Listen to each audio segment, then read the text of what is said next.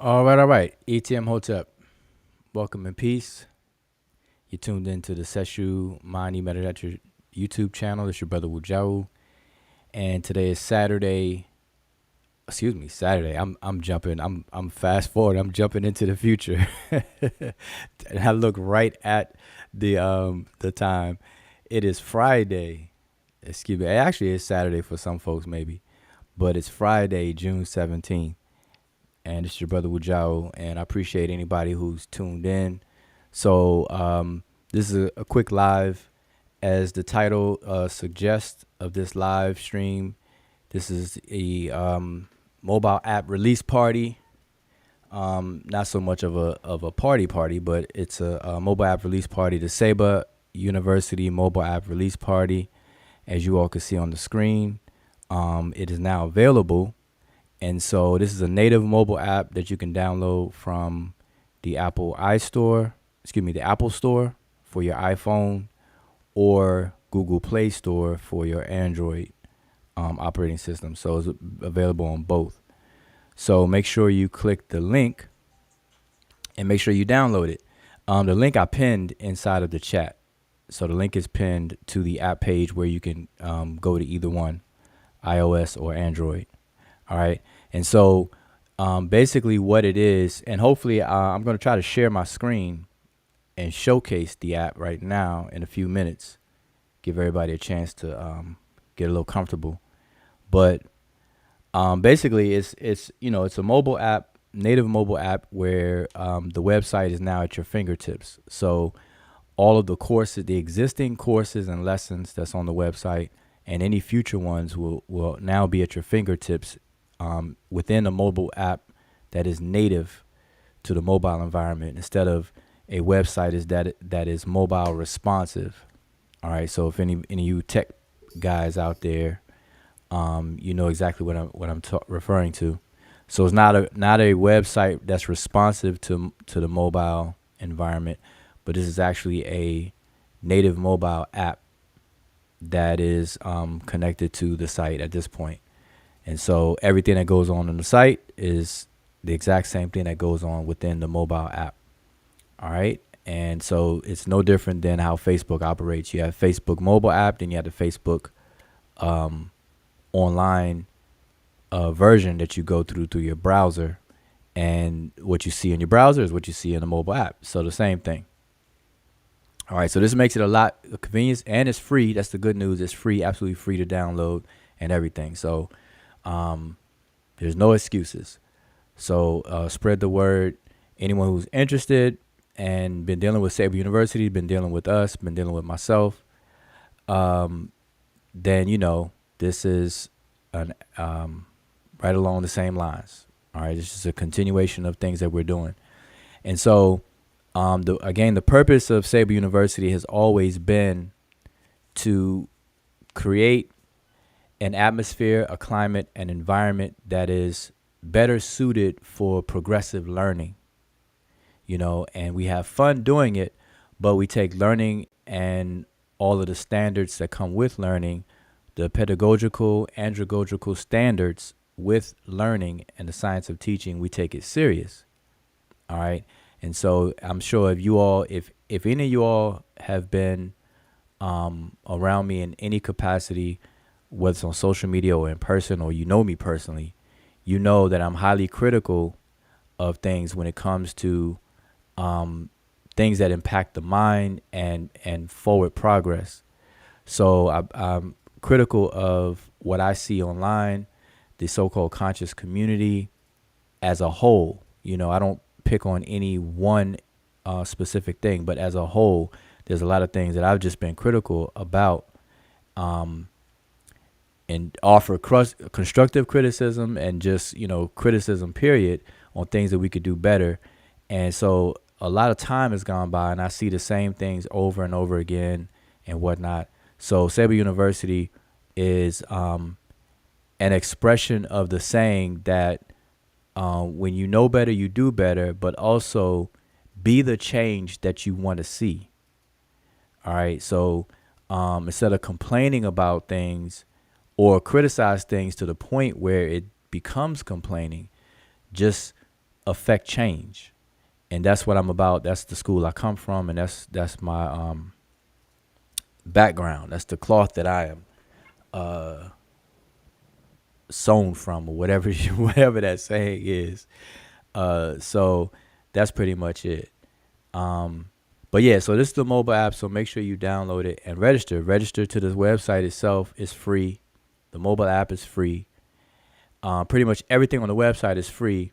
Some of the courses are gonna have a monetary will be monetized, and even in that, none of them are designed to break anyone's pockets or for anyone to have a come up and make a living off of designing a course, because that would be crazy.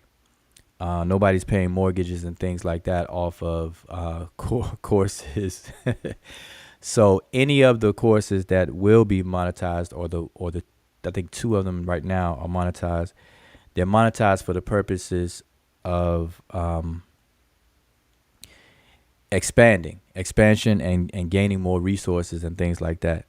And there's no need for me to even be apologetic for the cost of any of those courses, because the intent is, again, it's not to turn people upside down and drain their pockets or anything like that. It is definitely justifiable in the things that we are doing now and the things that we would like to do. Okay, so there you have it. And we also take suggestions. Okay, so you're tuning into the Seshu YouTube channel, and we've been saying lately, a lot of things we're doing is brought to you by Seba University, because we want people to understand and be exposed to the website as an educational environment. Now, we call it Seba University, but it is not an accredited university that's like Howard University, Maryland University, Morehouse, and things like that. So, because I've had people, not people, so I don't exaggerate, but I had maybe 2 people at the most asked me about that, which is, a valid question, because we say Seba University, like, wait, I never heard of Seba University. Where is it located? Things like that. No, it's an online educational environment. Okay, similar to like Udemy or Coursera. It's not a university where you can go on campus and you got the girls' dorms and the male and female dorms and the Greek fraternities out there stepping and all that kind of stuff. If that's your expectations, you definitely came to the wrong place. So, just want to make sure everyone's clear on that, because somebody tried to create a straw man and say, hey, we try to position ourselves like we're Cambridge University and things like that. That's straight nonsense. None of that was ever claimed whatsoever. But people will exaggerate just to stay relevant and things like that. So I don't pay that any mind. But anyway, so again, I appreciate anybody tuned in. Seba University mobile app release party. So it is definitely available at this point. I gave everybody a heads up that it was going to be available.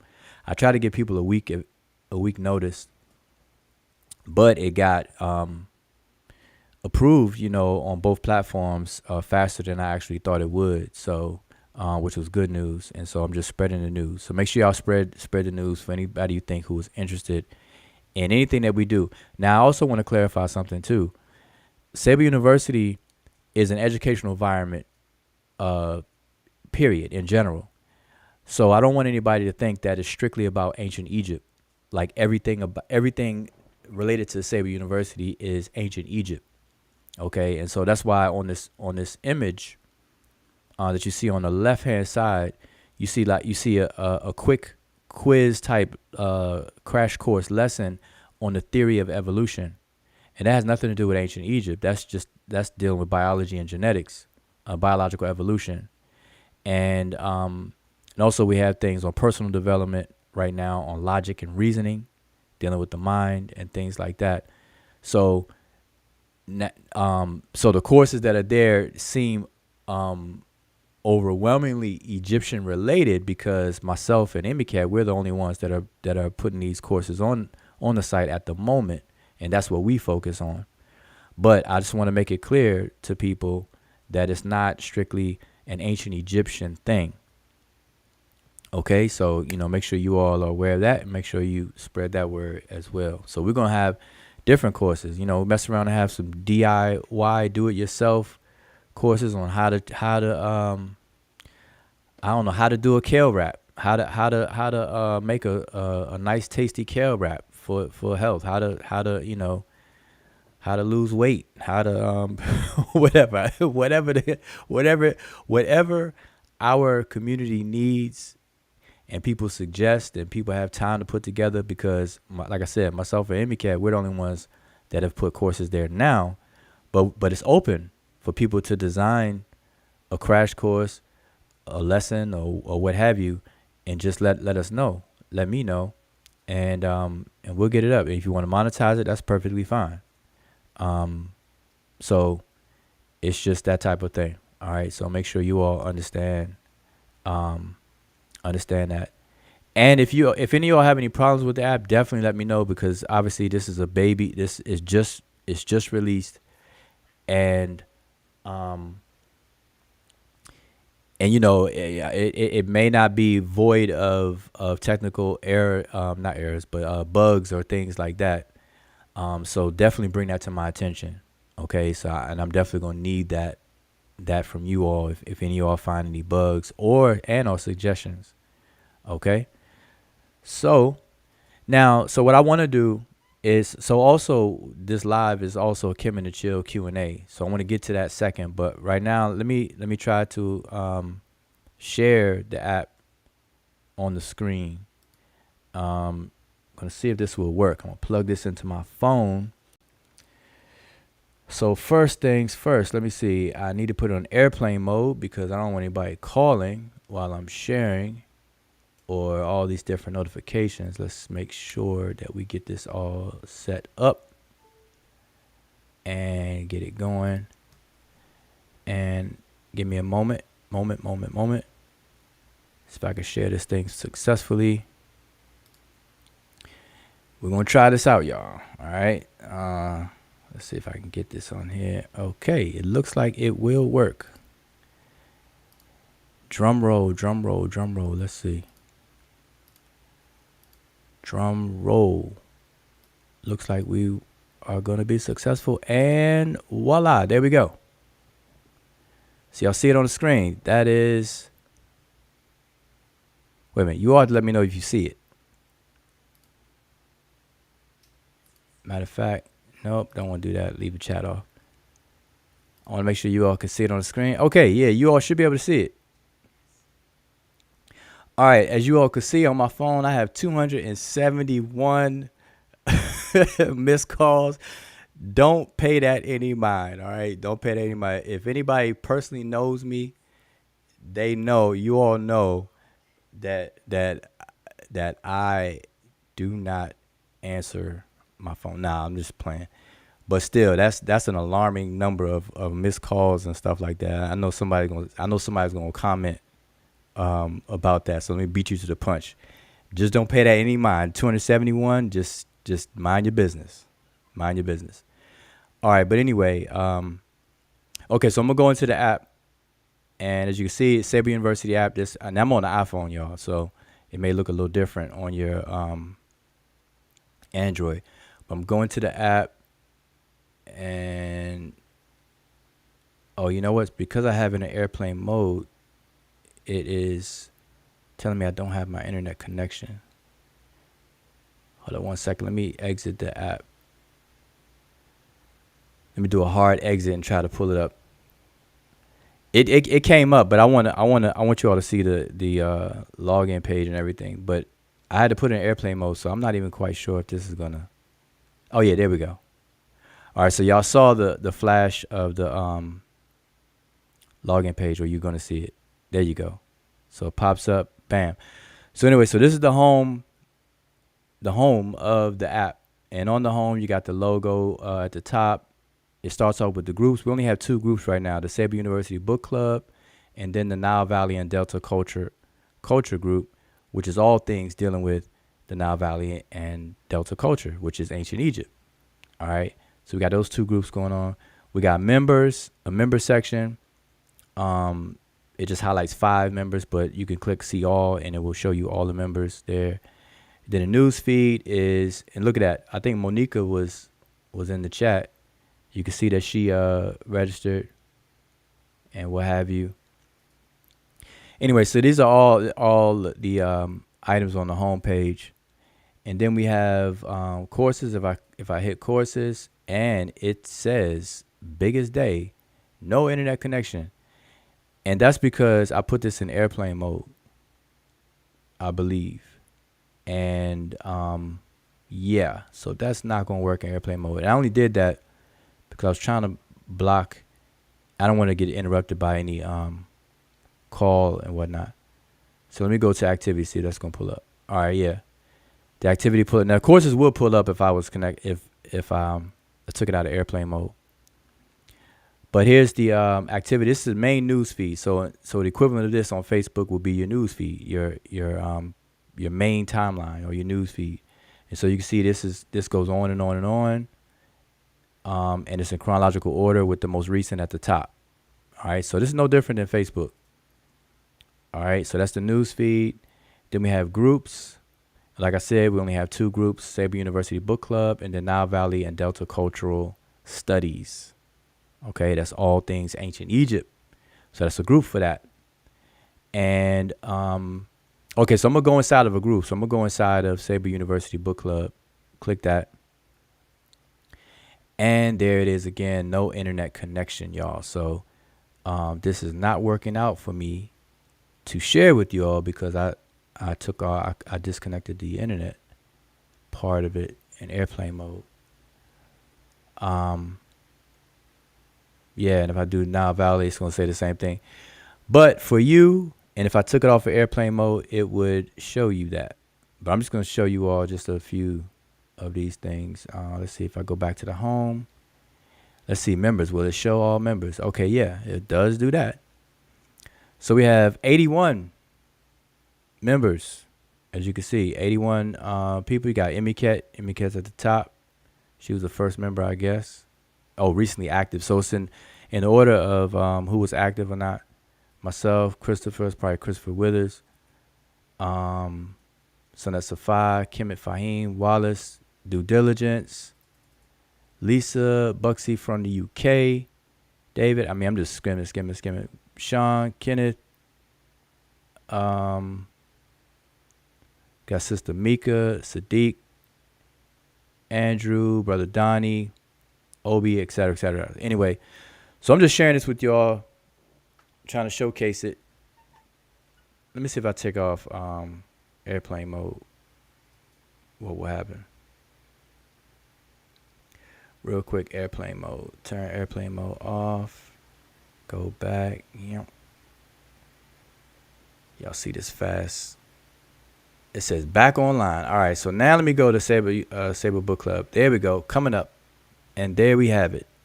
So see, we're in the Seba University Book Club group, and we go straight to the feed, which is the timeline of the group. And you see I did a post 6 days ago. It says Wujao posted an update, and then that's the post. All the links there. Here's another post, which was a month ago. Did a month ago post, and then people's comments on the post and everything like that. All right, so y'all see that. Let's go to the other group, Nile Valley Delta Cultural. Go to its feed, and you see ATM Hotel, welcome and peace. But nobody posted anything because we just created that group. So, made it live. Put this together 2 months ago, as far as the group.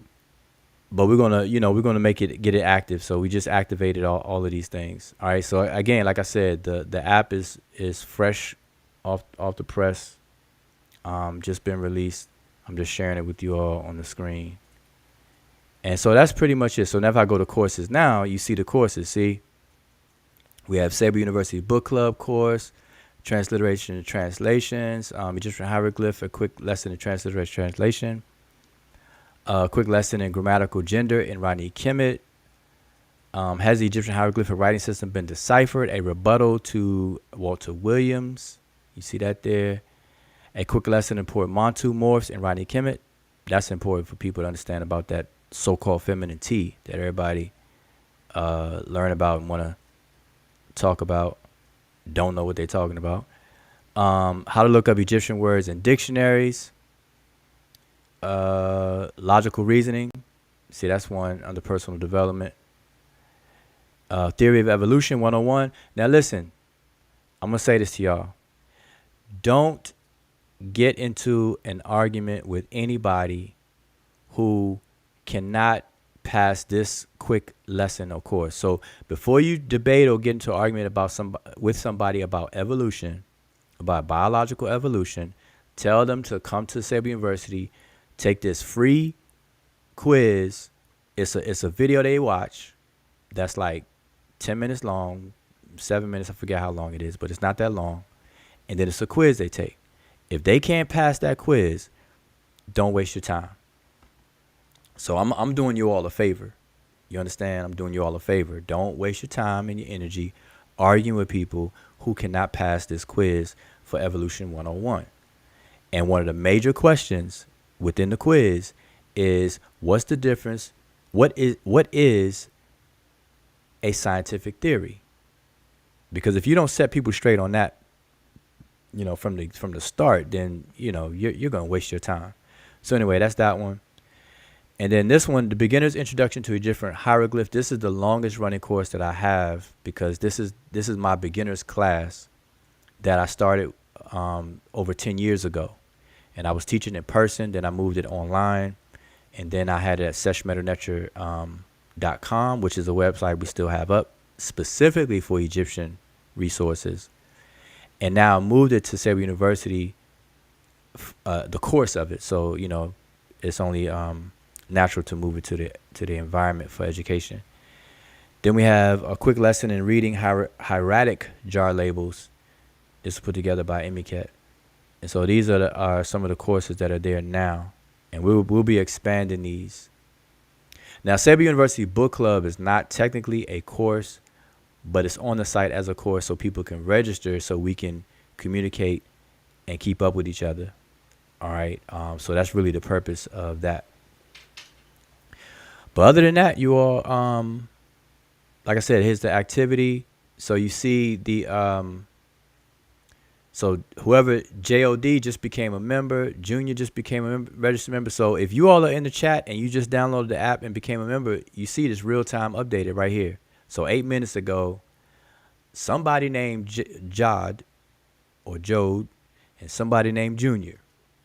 Don't know who you are right now, but we're going to, we are going to, everybody's going to get to know each other and everything. We're going to keep it cool. And like I said, this whole thing, everybody has their preferences, their prerogatives, their favorites, and what they're attracted to. So I'm not one to try to dictate and play dictator to tell people what to do, especially grown adults. I have my own children, and adults are not children. Now, I may be, I'm as old as I am, but adults are adults. Now, technically, you become an adult at 21. Then obviously, people have people older than them that they still respect and listen to. But I'm not one to dictate. I will make suggestions, and my suggestions or recommendations will come in degrees. That's just how I am. So if I'm very passionate or very confident in something, then my suggestion will be a strong suggestion. But I don't play dictator and that whatnot, and I don't like that. I don't like to enable people's ignorance and laziness. I want to see people shine. I want to see people think for themselves. I want to see people win. So I'm more of a coachy type of person where I will push you.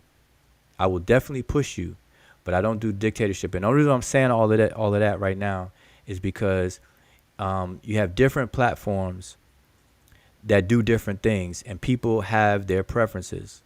Now, I've been critical of the conscious community in general. I don't even like calling it the conscious community because of what I've observed in my experiences and everything. I wouldn't call it a conscious community. I call things what they are. I can't stand misnomers either. But at the same time, people find value in a lot of different things that I may criticize, and I'm perfectly fine with that. Why wouldn't I be? I mean, I can't do anything about that anyway. Um, so I'm saying this because Seba University, what I do, what I try to get involved with, what I align myself with, are things that are progressive, things that are forward moving, and without the noise and drama. But I understand noise and drama is attractive. It's entertaining, and everything like that. So what I try to do is is provide an alternative, an option. And I don't believe in a dichotomy of this or that. Like as much as I possibly can, I like to replace the word or with the word and. So I don't want to put people in a position to pick and choose sides if there's such a thing as sides. You can do two things. We can walk and chew gum at the same time. All right, at least I can. So if people are attracted to the tomfoolery, the drama, the pseudo stuff, and everything that we criticize, or I criticize and everything, then hey, whatever floats your boat, that's cool. The only thing that I ask in return, out of respect, is don't expect that from me. Don't expect that from the things I align myself with, or I try to advocate and whatnot. Don't do that to me, and don't have that expectations. So I stay in my zone, my area code. I like to have fun, but I just don't like all the other stuff that you all may know me to be critical on. So that's the only thing. That's it. So Seba University, we have fun. I want to have fun. We're gonna have fun. We've been having fun, but we take things serious. We take things serious. It's more surgical over here. We're surgeons over here with information. So anyway, that's that. All right. So I'm gonna stop sharing. But matter of fact, here's the recent blog post put up. Let me see if I click on it, see how it's gonna look. Yeah, so that's the blog post that was just put up. It's called 5 Tips for Creating Effective Study Plans. And you have 5 tips: time, duration, specificity, flexibility, and review. So that's the blog post that you can see online at your fingertips. All right, and see, we got, let me see if I click on Monica. Let's see what happens.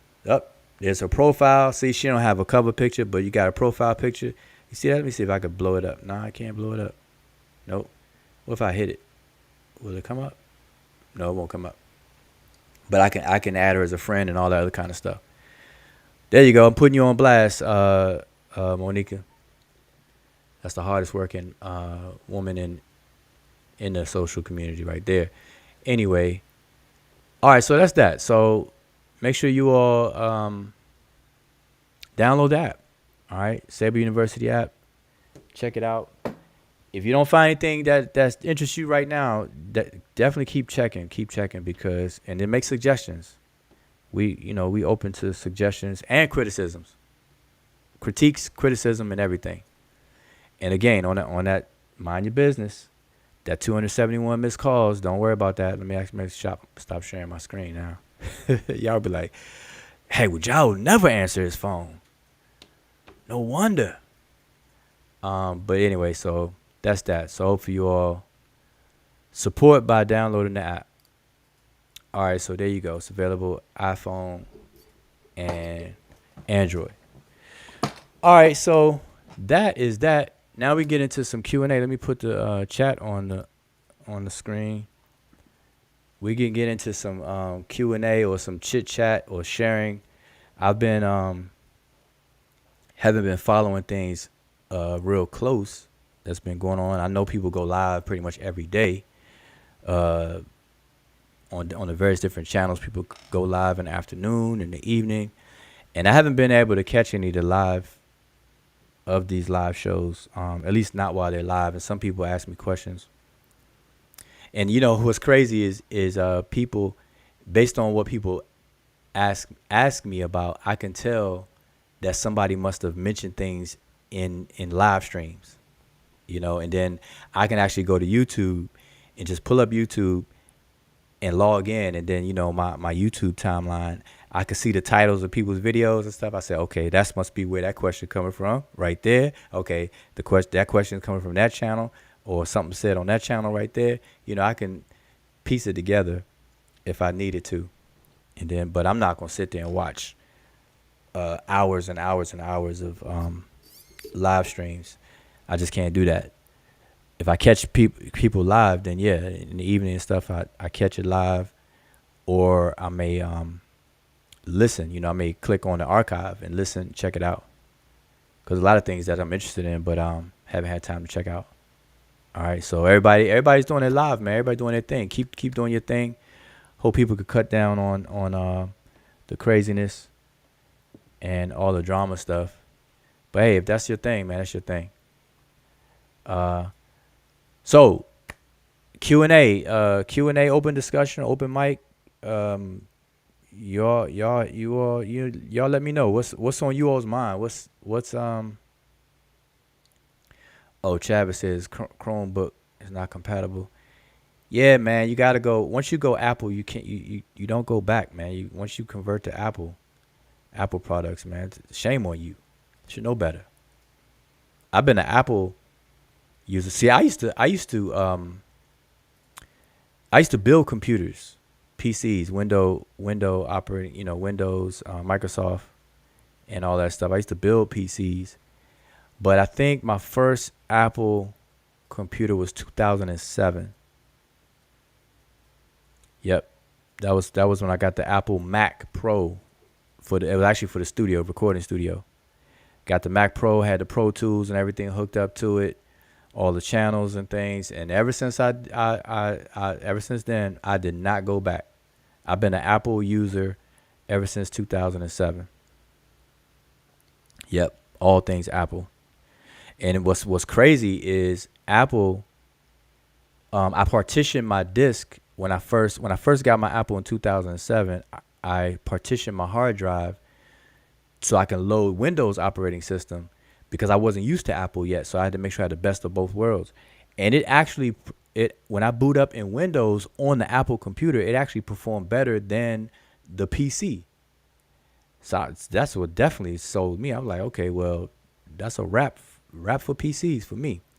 Because back then, the 2007 Mac Pro, not the laptop, but the Mac Pro, the tower. So I've been dealing with that ever since then. But anyway, I say that to say, Travis, yeah, man, shame on you. Get your iPad out. So I'm gonna go through the chat. So I'm looking for any Q&A discussion, you know, whatnot. We can hang out for a little bit.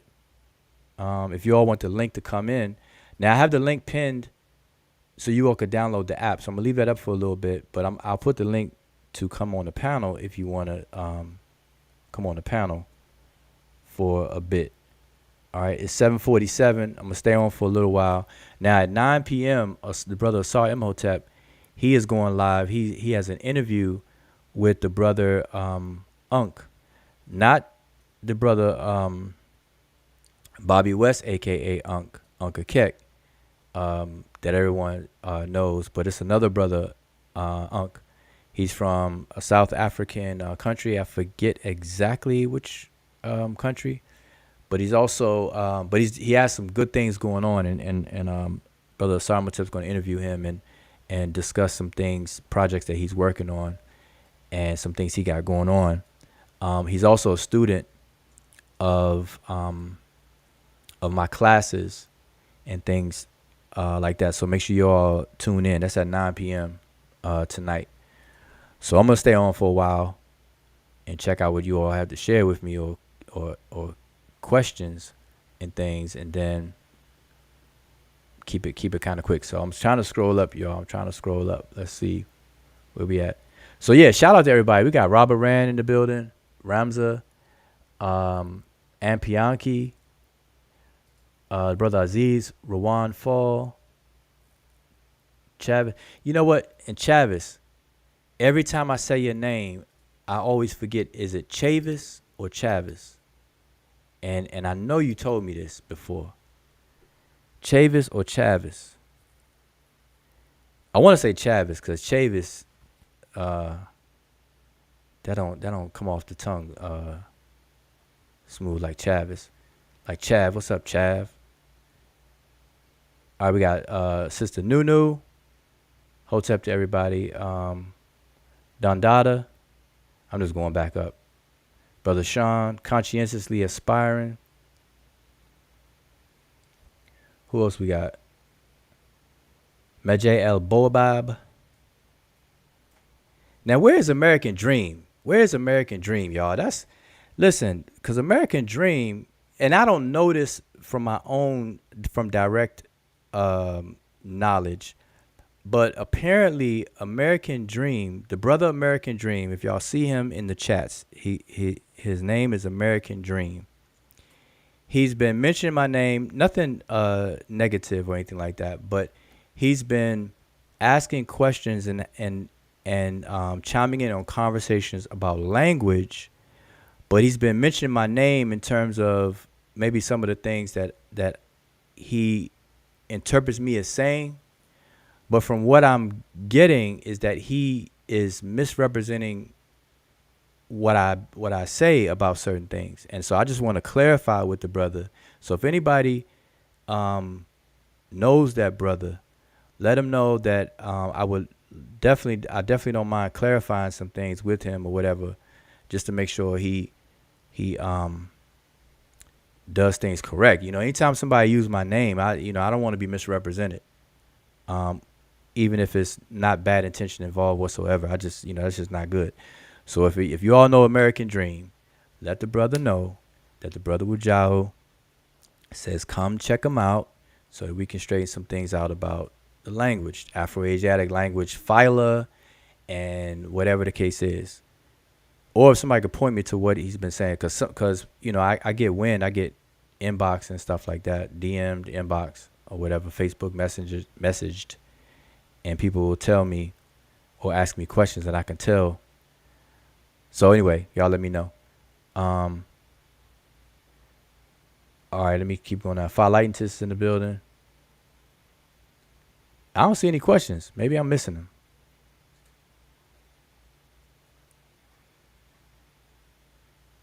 I don't see any questions yet.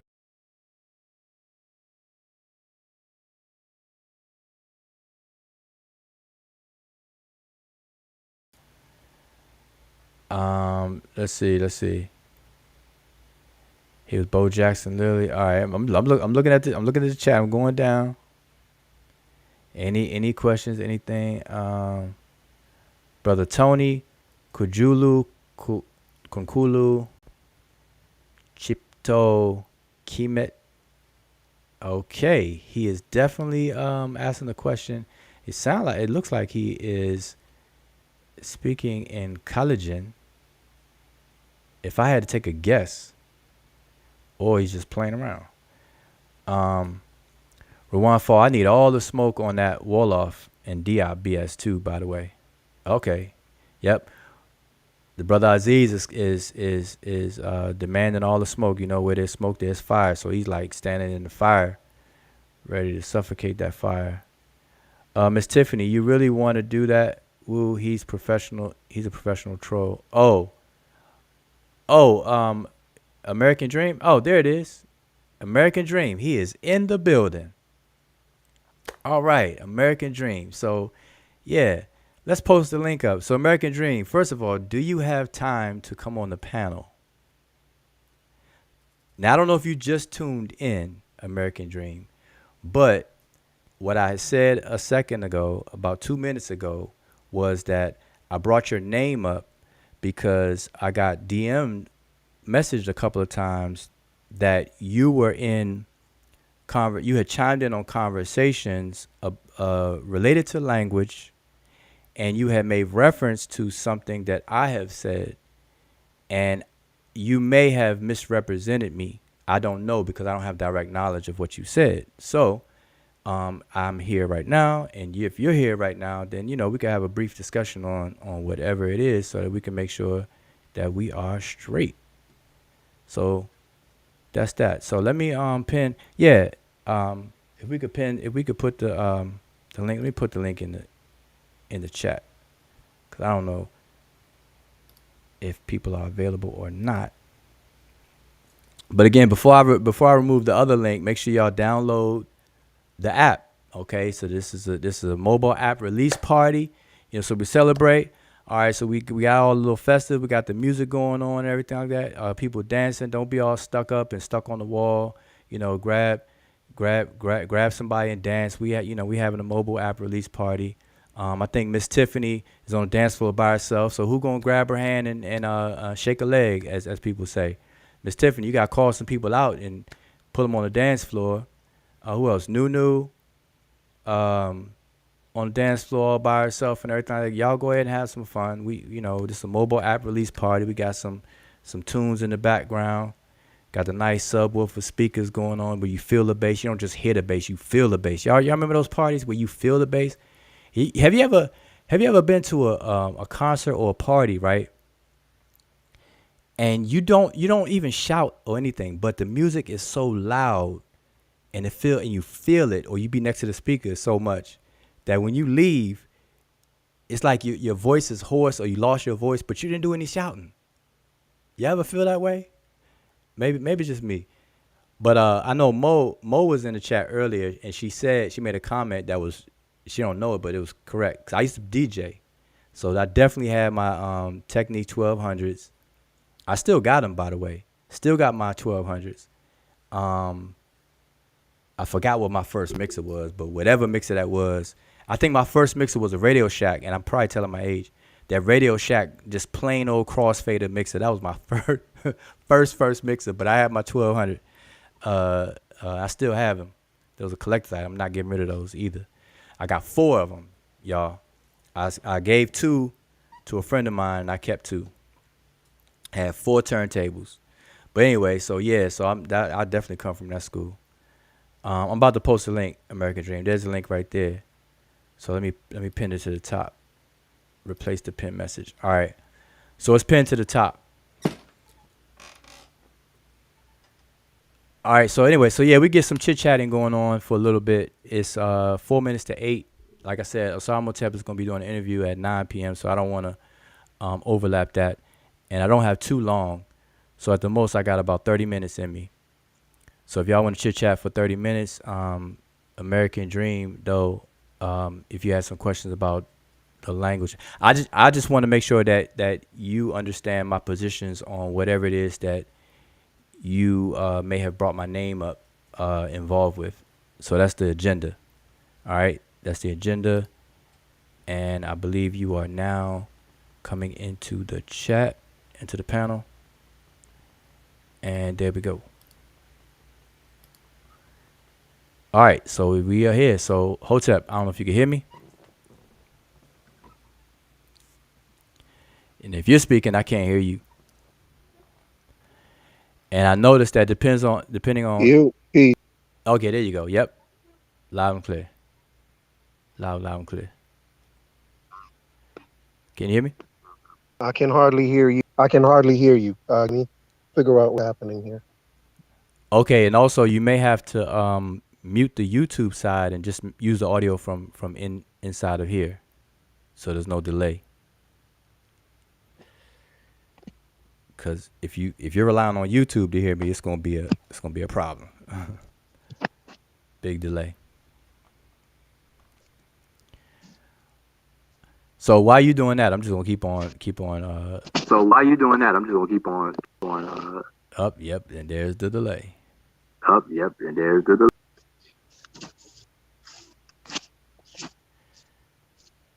I definitely hear Yeah, echo. can you hear me? I can hear you, yeah.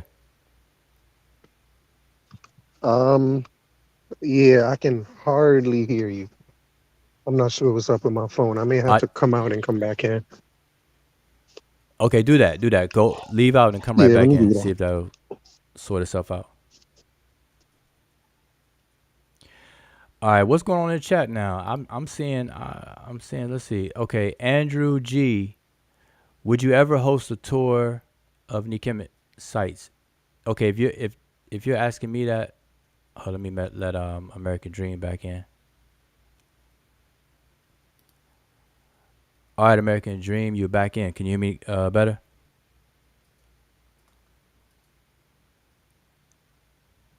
Test, test, test. Can you hear me My better? American dream. Now, whatever you're using, I can hear myself echoing from your end.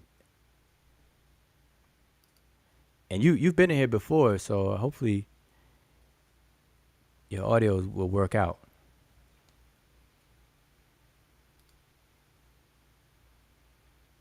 Are you there? Are you there? Are you there? All right, I think he probably come back in again. All right, let's try it again. Try it again. Can you hear me? Can you hear me?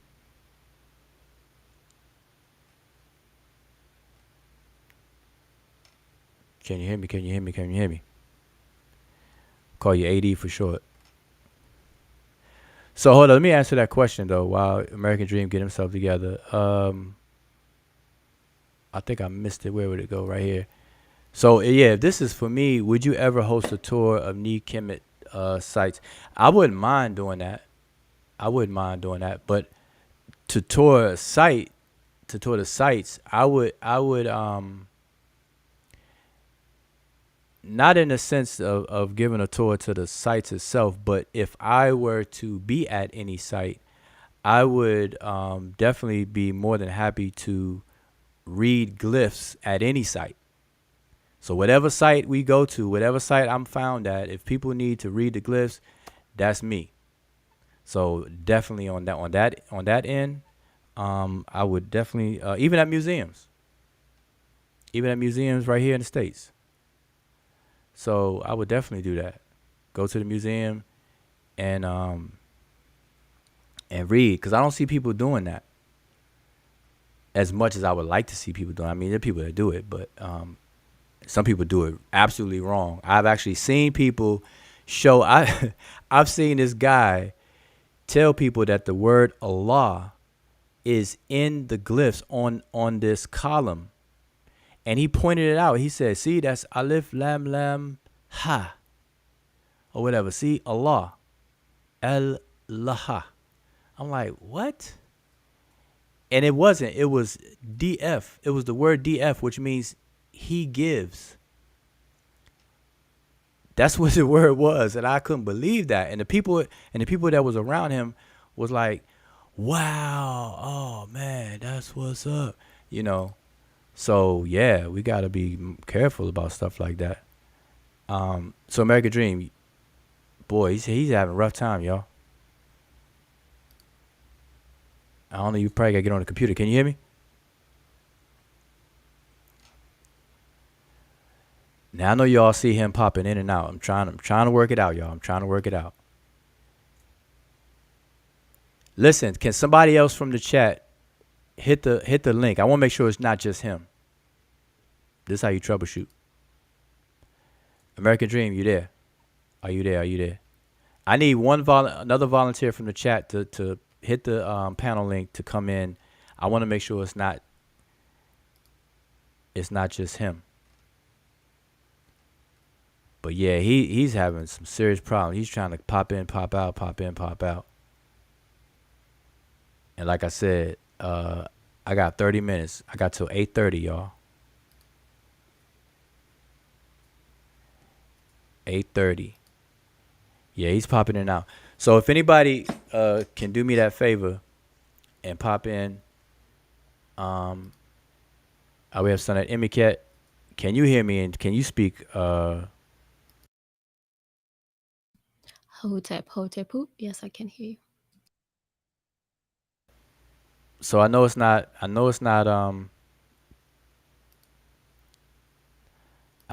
just me or whatever. All right, so American Dream, you got to get it together, man. You got to you got to You got to get it together. All right, there we go. American Dream. I think I heard something. Yes, sir. Yes, sir. I'm hearing you now. Can you hear me? Yeah. Okay. Good, man. I don't know what you got to get rid of your cricket wireless. Oh man, You got. for real. I don't know. I'm not gonna move from this spot right here. I'm gonna keep my hand in the air for like as long as we're talking. Yeah. Grab that aluminum I did the foil, right. man. Just stretch it in the air. For Okay. real, for So real. okay. So I have until 8:30, right? So what the reason why I mentioned your name just to make sure it's clear was that I haven't had time to check out anybody's live streams, but somebody had brought to my attention that you chimed in on uh, a topic related to language and stuff, but you had quoted me, and you may have misrepresented my stance or understanding of what I say or whatever the case is. So I just want to take an opportunity to clarify if anything needs to be clarified, since I'm live right now and you're available right now. So that's the spirit in which I mentioned your name, because that was just recently. Um, hey, yeah, that's interesting because I heard when you mentioned it the first time, and I could have sworn you heard the live stream and heard exactly what I said and knew that I was misrepresenting you. So to hear now that you didn't hear what I said or that the person didn't convey it to you, it's just throwing me a little bit. But I will tell you No, though, it was something recently. It was something recently because I heard you misrepresent me directly one time myself. That's probably what you're talking about. But what I'm talking about was something like real recent, like as of within the last maybe 2 days, 3 days, possibly.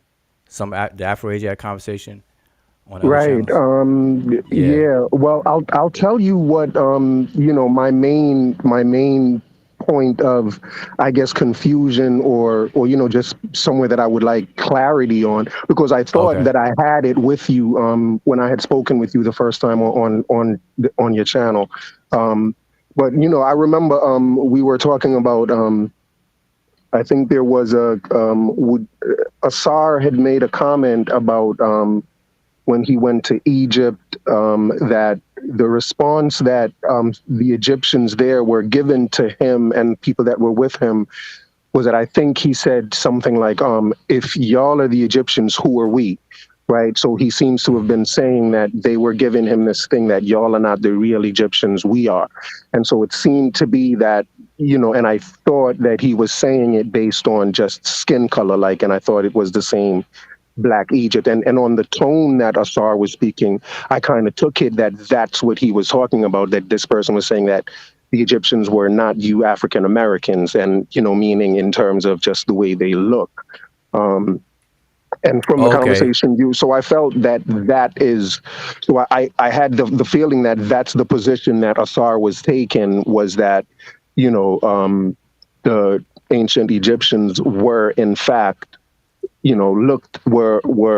looked like African Americans, and that it was what we would consider to be Black Egypt. And I felt that, given the story he was telling, I guess that kind of confirmed for me that that was what he was saying. But based on the conversation I had with you, I was convinced that that's not what you were saying. I felt like, your position was that, the idea of Black, because I thought, said, because I asked you specifically with the paintings in the tombs and how all four that represented Egypt were one color.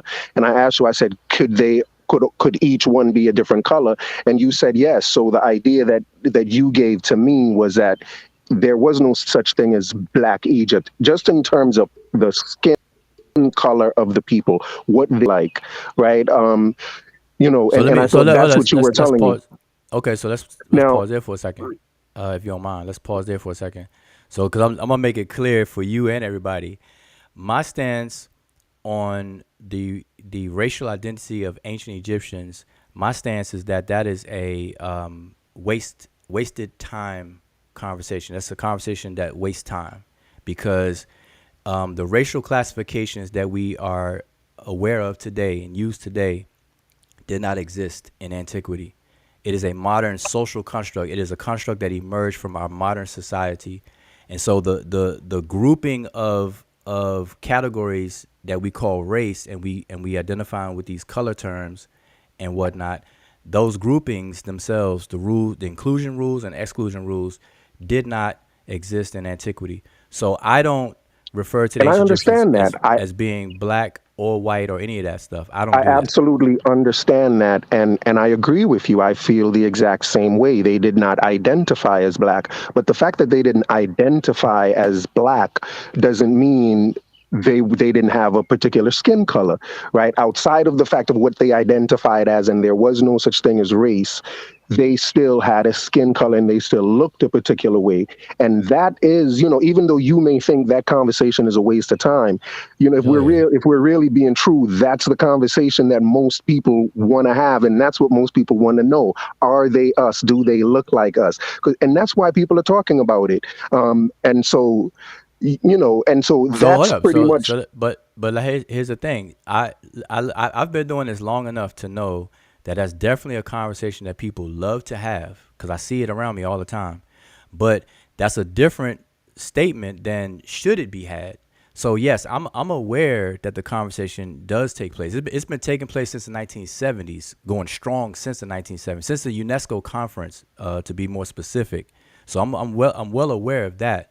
But my stance is that all of those people that want to focus on that they're doing so in vain, because they're not approaching it from they're actually guilty of violating anachronisms. They're actually projecting backwards something that did not exist. Now, you mentioned skin color.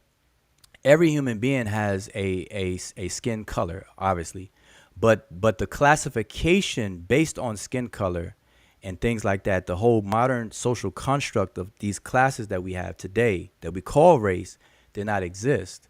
So yes, the ancient Egyptians obviously had different shades of skin color. It was like a gradient blend of from light skin to dark skin, depending on your background and where you were or whatever, where you were domiciled, of course. But they did not classify their society based around that, or other human populations based around that. They were more so dealing with cultural, ethno-culturally rules and conditions, and not phenotype or lookership like we do today based on how somebody looks. right. So And that should don't just be get me straight. wrong. Don't get me wrong. That is very straight, and I absolutely understand what you're saying. And I think, me personally, I think that is a more healthy way of looking at things. And I think that Black American, I agree with you. I don't think Black Americans could be looking at themselves as Black, because I don't necessarily see the value in it. So I understand what you're saying, and but again, outside of that, I think what people want to know is, because if they are the same skin color as Black Americans, then it's a chance that they could be their ancestors. And that's the question being asked. Like, is there direct lineage to them? Now, is it a waste of time No. to ask that question? I agree it is, but all I'm saying is that's the question being asked. And I think that's the question that you're being accused of not answering, Okay, but which no, I but think you I just can't. did. No, but I see. People can accuse people of anything, but they will never find me guilty of that accusation, because I answer that question all the time. And the bottom line is that genetically, you have the genetic conversation, and then you have the when they say that are we the ancient Egyptians, genetically, there's a genetic component to that will walk down a certain path and conversation, and then there's a cultural component, and we're neither. So it's like it's clear as day. So I have this picture, this book on my screen now. I'm gonna make it big so everybody else can see it. This book right here is our first book read that in our book club, and I chose it for this very reason. It's called Ethnic Identities in the Land of the Pharaohs by Urosh Matic. This book right here completely smashes the whole conversation. I've read the book already, but we're going through it in the book club. It smashes the conversation. So this is my recommendation to people, because once you read this book, people need to just walk away from that conversation. Now, should the question be asked? Yes, the question is valid, and the question should be asked. But should people argue over it and spend months and months and years and decades over it? Absolutely not. That's the waste of time that I'm talking about. Sure. So let me ask you this People, question.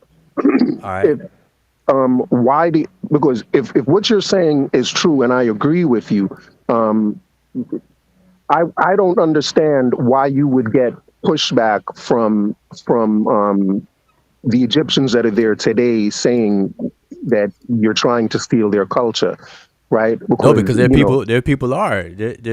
There are people who are culture vulturing. There are people Would you that are say doing that. Asar is one of those people? Nah. I don't think Asar is doing that. I don't see anything in Asar's work or in our conversations that he's claiming to be. Matter of fact, I hear Asar all the time say you Negroes are not ancient Egyptians. We're not even farmers. We're not even a river culture people here in the United States, African Americans. So I have conversations with Asar all the time, and I don't hear Asar advocating that at all. Now I did hear Asar's last video where he's sharing the conversation he had with Jabari, where Jabari, where he gave the example of what Jabari said about carrying the Ankh inside the pyramid or whatever the case is, and that the Nubians there, the people that are called Nubians there, they are living in the form of apartheid there. So now in that conversation, the Egyptian government doesn't want African Americans or Africans of the diaspora period to form a bond with the Nubian population there because of their fears of historical fears of the Nubians coming out of that apartheid situation.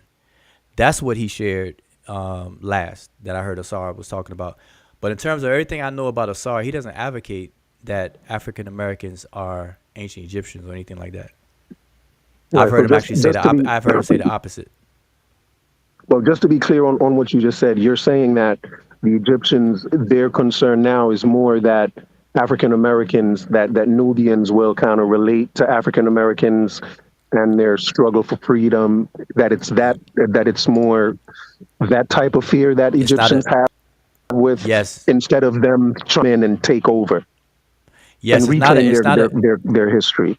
Yeah, it's not a genetic thing. Their fear is not a genetic link. Their fear is a movement link, because African Americans we're known in this country to have struggles through the civil rights movement and moving from being enslaved to being free and to gaining rights and so on and so forth. And the Egyptian government to this very day, they fear that the Nubian population in their country is going to do the same by linking up with African Americans in the West.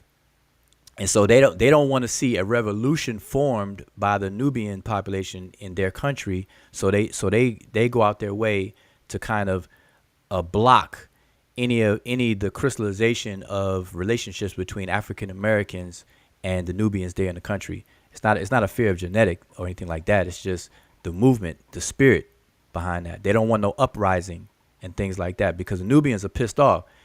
Because if you know the story about the Nubians there, they've been promised a lot of things that have not come to pass yet.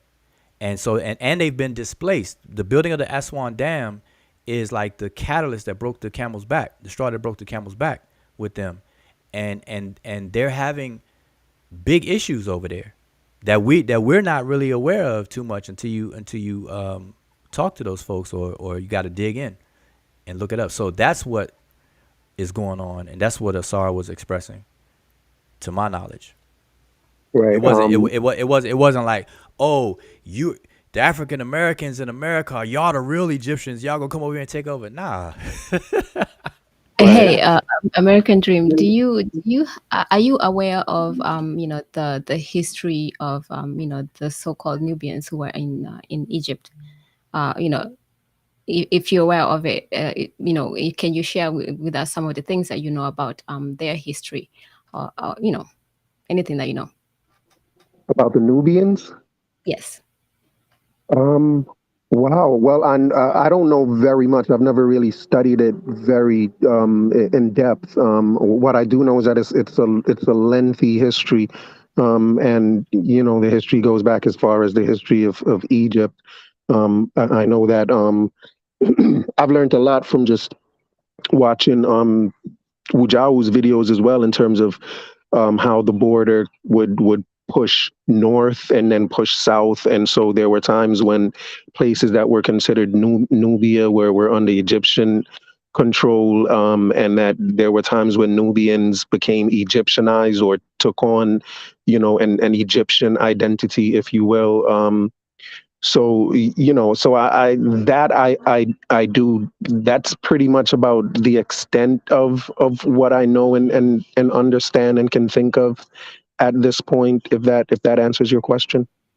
Okay, yeah. So a little bit. So just specifically about the people themselves, and how they are found themselves in that place, if they were, and all of that stuff. That's what I wanted to know, because once you understand that, then I think when you listen to what Asar was saying, then the context of what he was saying would actually make more sense, as opposed to if you're not aware of who those Nubians are, and their situation, going through historical situation and their current situation.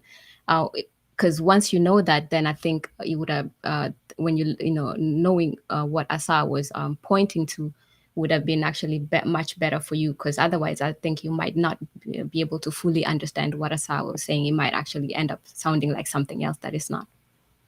Absolutely, I would absolutely agree with you, and I get that. My understanding of the history of that area is very limited. And yeah, I absolutely agree that it's 100% possible that I misunderstood what Asar was saying. There are a lot of times that I misunderstand what people are saying, so I don't put that past me.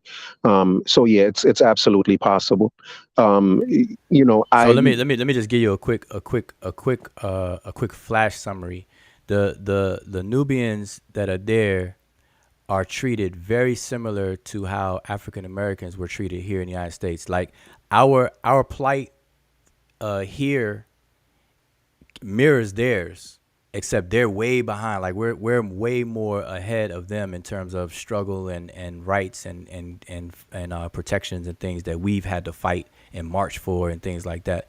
So the Egyptian government, knowing our history over here in the West, in America, they don't want to see the Nubians there try that and attempt to go through those same things.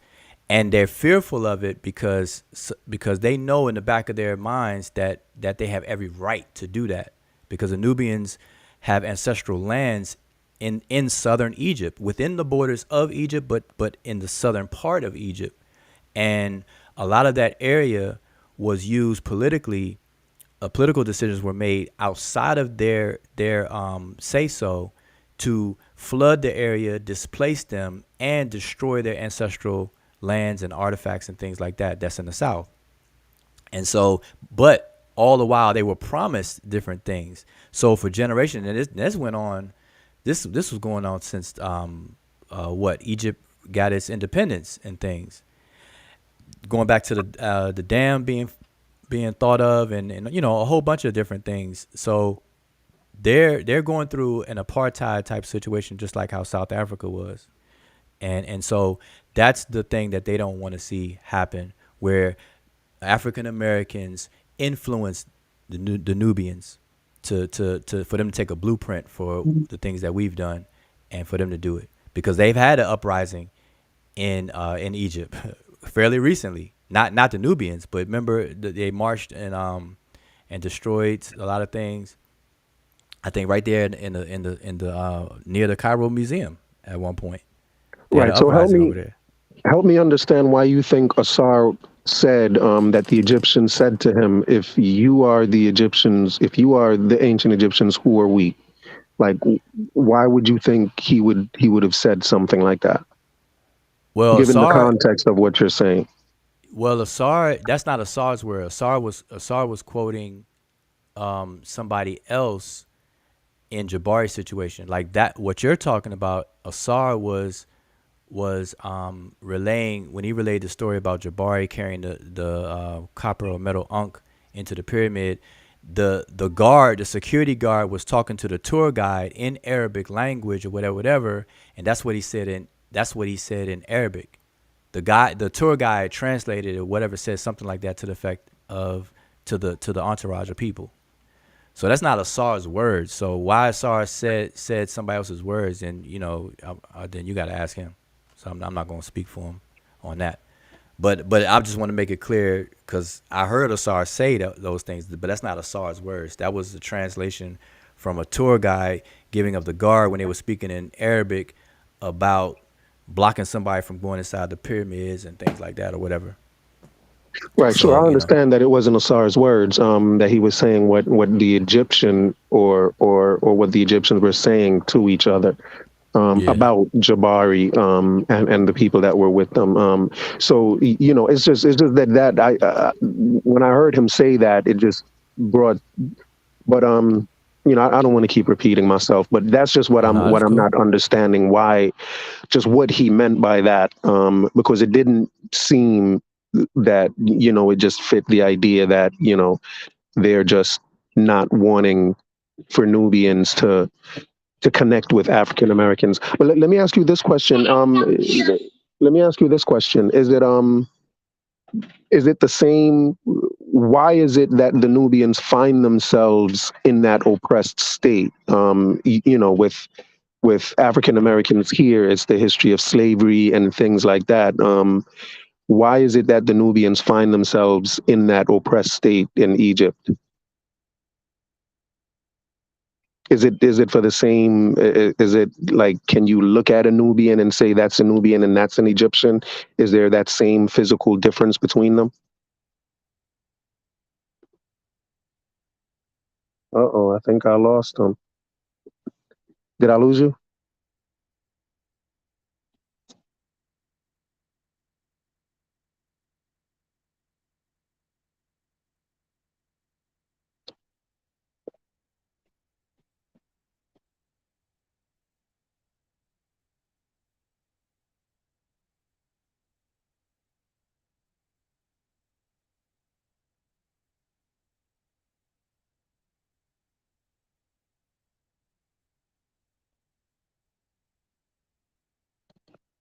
Hello.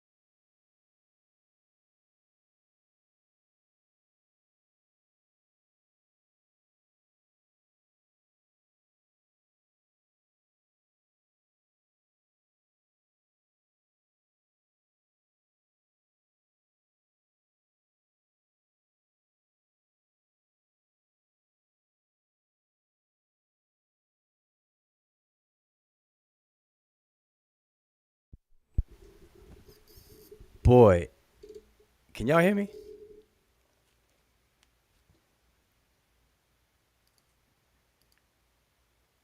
Testing 1, 2, and 3.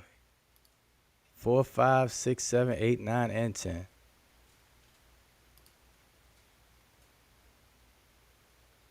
I gotta make sure that we are still even live.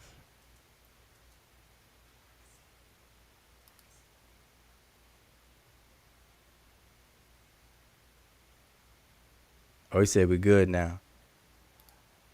All right, so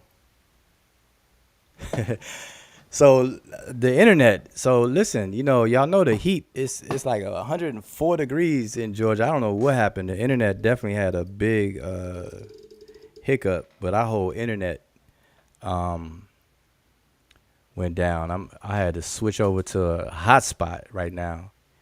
I'm actually surprised that the stream is still up. So anyway, apologize for that. That was like a 10-minute big gap. So yeah, so I don't know. So I don't know what you all heard last. Had heard me say last, but the brother American Dream was just here. I guess everybody got kicked off. I think who's that with me? Brother Chris is still here. So yeah, anyway, yeah, the brother American Dream. So because the whole point was that I wanted to clarify some things. So just a quick recap then, because I don't know if he's still in the chat or not, or whatever the case is. But so listen, the entire conversation about the racial identity of the ancient Egyptians, for me, is a wasted conversation. It's a waste of time to argue that. It's been being argued since the 1970s for over 50 years. I find it very wasteful to argue it. As a question of curiosity and stuff like that, that's cool and that's fine. It's a valid question, like many other questions that people can ask. But to sit here and argue and to schedule debates and stuff over stuff like that, to me, is silly, and it makes absolutely no sense. And it's for a very simple reason why it makes no sense, because the racial identity of people of antiquity, for us to do that to this today, would be to violate anachronisms. We would be anachronistically projecting our modern conceptualization of groups, of how we group people together under the social construct of race, backwards in time, when the people did not do that and they did not group themselves that way. So it makes absolutely no sense at all. So I'll give you all for instance, I'm gonna give you all an analogy. It's the same but different. Okay, same underlying principle here that's going on. That's crazy. Why it's crazy. So let's take sports for a second.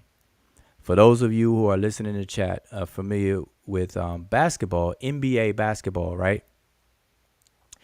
At one point in the NBA, there was no 3-second violation rule for the position of the basketball player known as the center position, the team's center, to be in the paint, what they call in the paint, in that box that's near the basket, the basketball rim.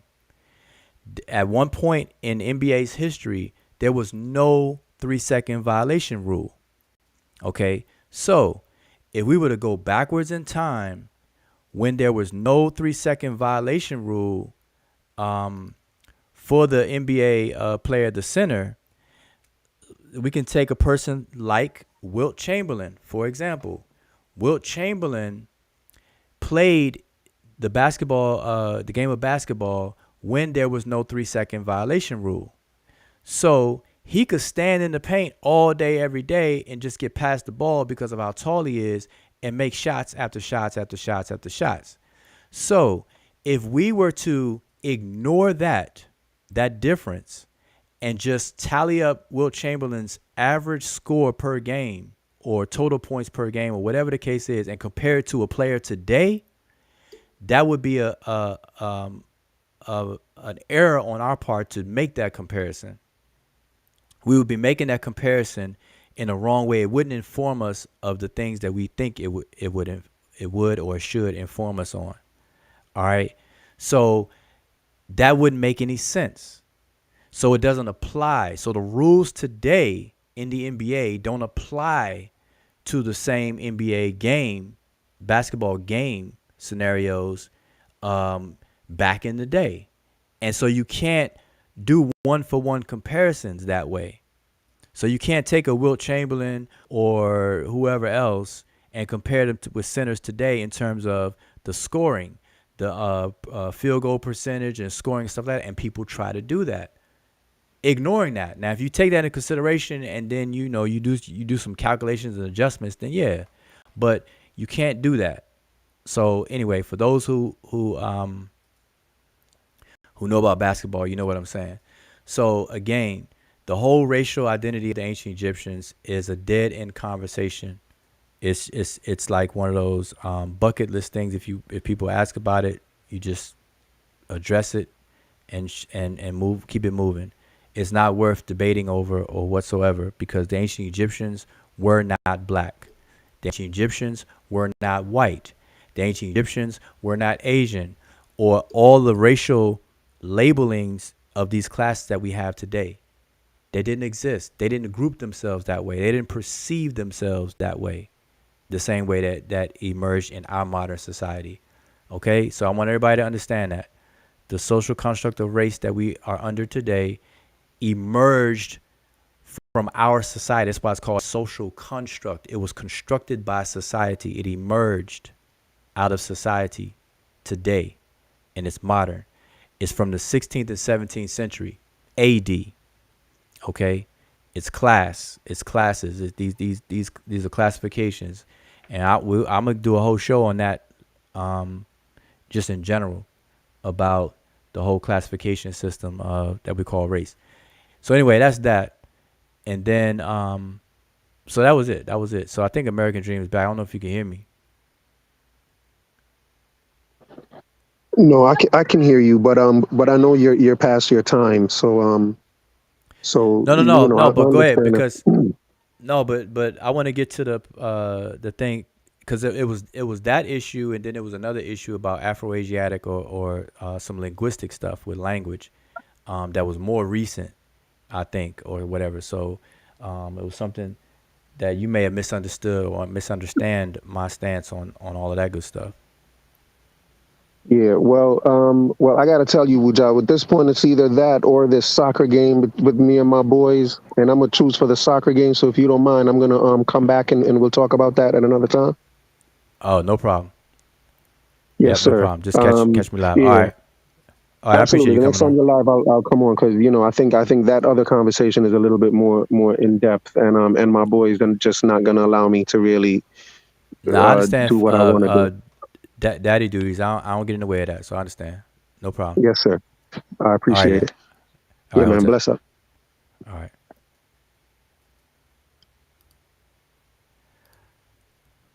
All right. So that so we'll table the I guess the more linguistic issues for another time. That's cool. So yeah, I don't get in the way of daddy issues, not daddy issues. Sorry, but daddy duties. I don't get in the way of any of that good stuff. All right, so hopefully everybody understood what I was saying. Put the chat back up here now in terms of that conversation. Anything else, because it was past my time, but because the internet had a big hiccup. So let me just remind everyone. Let me put this back on the screen because the highlight of the show is actually we supposed to be having a party. It is the Seba University mobile app release party. All right, because everybody have a party. Everybody look for an excuse to have a party, right? You look for you everybody knows tell the truth, shame the devil. Everybody looks for an excuse to party.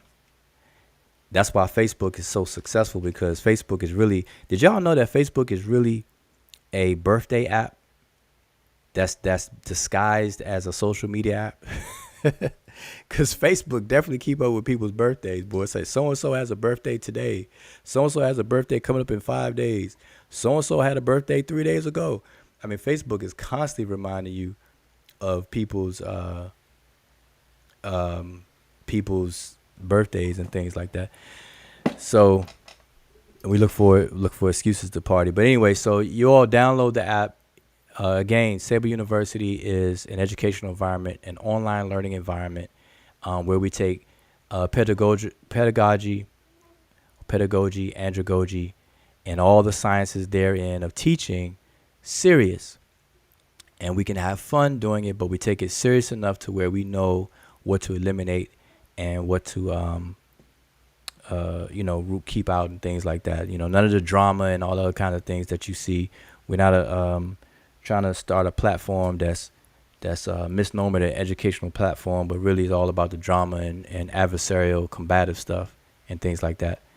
But that type of stuff can be entertaining and it's attractive to people. And hey, like I said before, whatever floats your boat, then sail on. You know what I mean? This is just an option. And if people could put an and instead of an or, don't feel like you got to choose sides or choose this or that, whatever the case is. You can do both. We can chew gum, walk and chew gum at the same time. All right, you just know where to go if you want.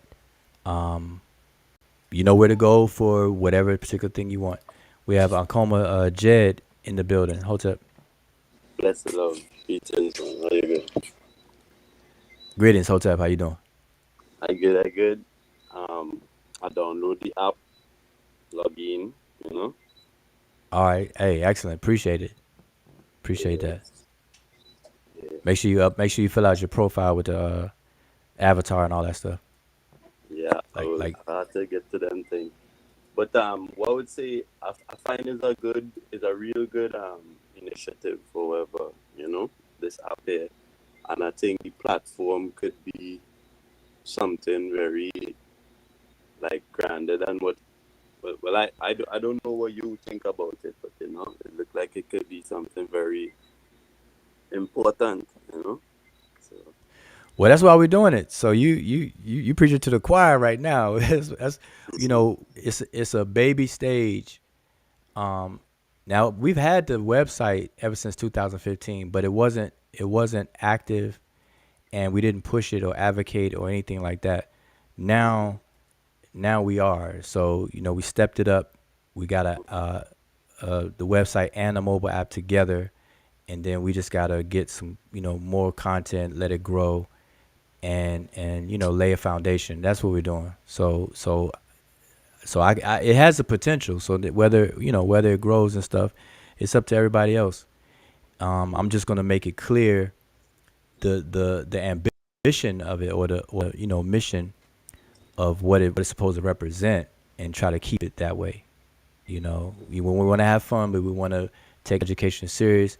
We want to be able to progressively walk through learning process of different topics and different things, and not just microwave stuff, not just see it as not taken serious and just entertaining, just passing time. Because a lot of people use YouTube and stuff to kind of pass time. Like a lot of people have swapped YouTube for television. A lot of people don't watch TV anymore, so they just watch YouTube live streams, and I blame that on the reality TV shows, because it got us thirsty for like real people's life situations, and we just want to watch and listen in on other people's lives and what's going on, the drama in people's lives and stuff like that.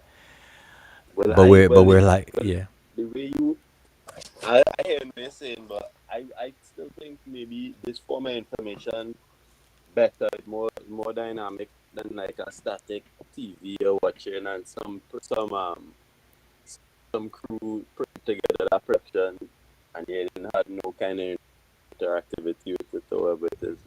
But so the development of the app is just you guys do it yourself, or you outsource the app, or the actual coding was outsourced.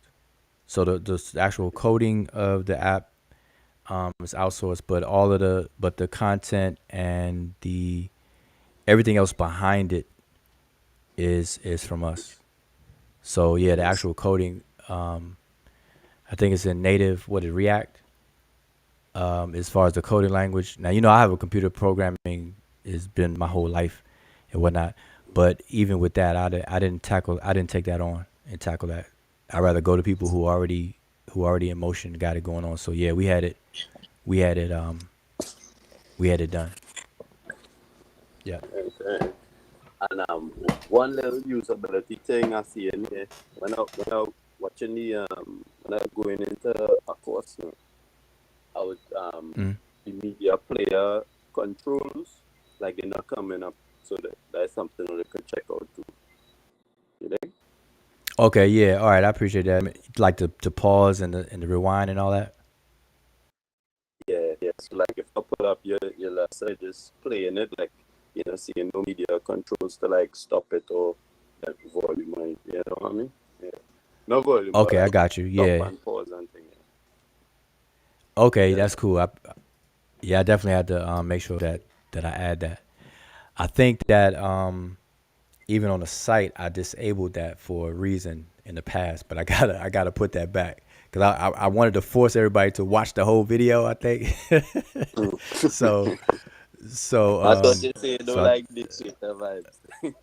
How you go take away the media controls? yeah, I tried to wait so nobody could change pause it. But yeah, I think that's what it is. I gotta go back. I gotta go back and put that back in. So yeah, thanks for pointing that out though, because I would have definitely forgot. Yeah, no Yep, problem. until I uploaded something else. So yeah, so that's straight.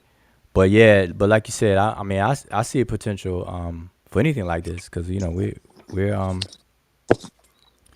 we wanted to grow, and like I just want to make sure people understand that it doesn't have to all be about Egypt, because see, people know me to focus on Egypt. They know Emiket to focus on Egypt, and others that I deal with. We all basically focus on Egypt, and so like my name becomes synonymous with, oh, well, y'all talking about that Egypt stuff again. But no, there's a lot more things that we want to discuss and cover and talk about, outside of Egypt and things like that. So we're gonna use Seba University for all of that, all of the above, all of the above. Yep.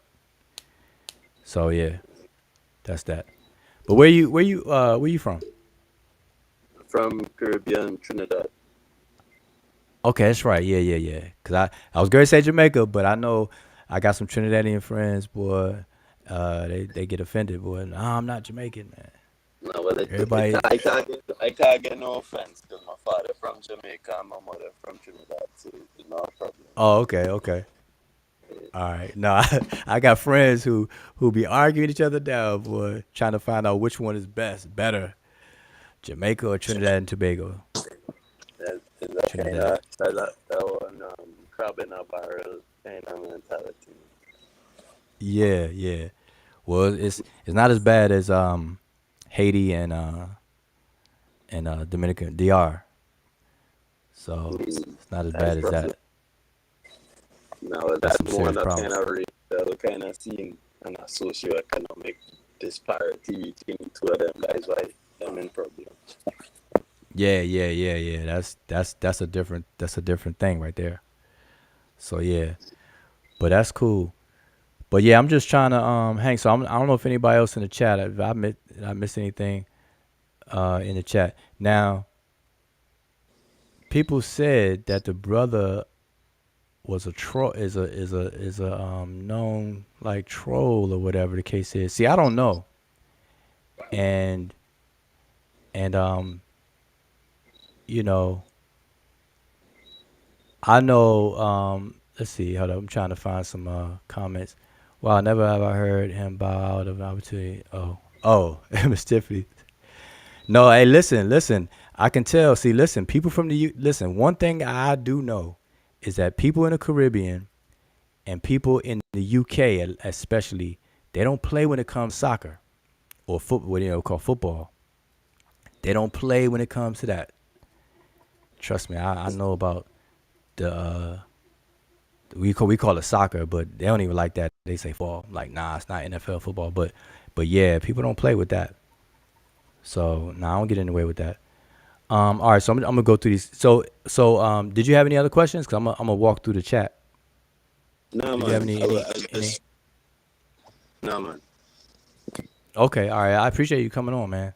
Definitely, and downloading the app. So get active. We're gonna try to become active on the website and the app because they're one and the same. It's just the website at your fingertips, basically. So let's see. Sundiata said, "Were the people of SAO civilization black? If so, why?" I'm not sure what SAO is, so forgive my ignorance on that. Can you, Sundiata, could you elaborate on that? I don't know why that's not ringing a bell. SAO, I don't know what that stands for because it could mean How so many to me things. or something. How to me. I don't know. Now, if somebody forced me to make a statement on any civilization being black, if it's in antiquity, if it's prior to the 16th and 17th century, I would say no, because we have to understand that race is a term for categorizing things, and it's associated with human beings. So today, our modern social construct of race is simply human categories. And so we got to ask ourselves, what are those categories based on? What allows somebody to be included in a particular category or excluded from a particular category? And once you do the math on all of that kind of stuff, you'll find out that these are really social levels, social classes. And by proxy, it got overlapped with looks. And that's the trick. That's the biggest trick that we get played by. I want Not to ask you some understanding. questions on that understanding that is be explained in Ujau.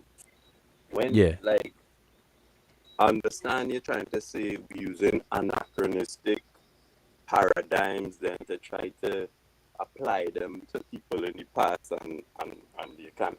You're saying that's an invalid thing to do. But Yes. right? So but I saying, so the groups, let's say we have groupings now, popular terms we might call people blacks, whites, Chinese, whatever it is, right? In the Yeah. future now, in the future, would these terms be applicable to groupings of people? Like Yeah. It's just just topically, like in the future from now, as opposed to like how we, instead of going anachronistically backwards. yeah. See, once a category is developed and created and established, then you can refer to it. So think about this: black as a social category. It exists today now, but it didn't exist prior to us creating it. So prior to the 16th, 17th century, it didn't exist. The way like the people who self-identify as black in that category, people of antiquity did not do that. So we can't project backwards as if they did do that. So we get lost because All right. Well, there's no such category.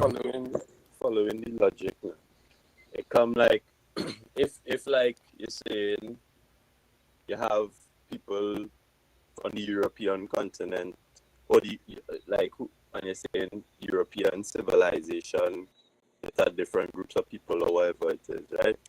Then, Yeah. but we know well the European people, if it was the Gothics or the Normans or the whoever, the France, whoever, they wouldn't have a consciousness that they were European then.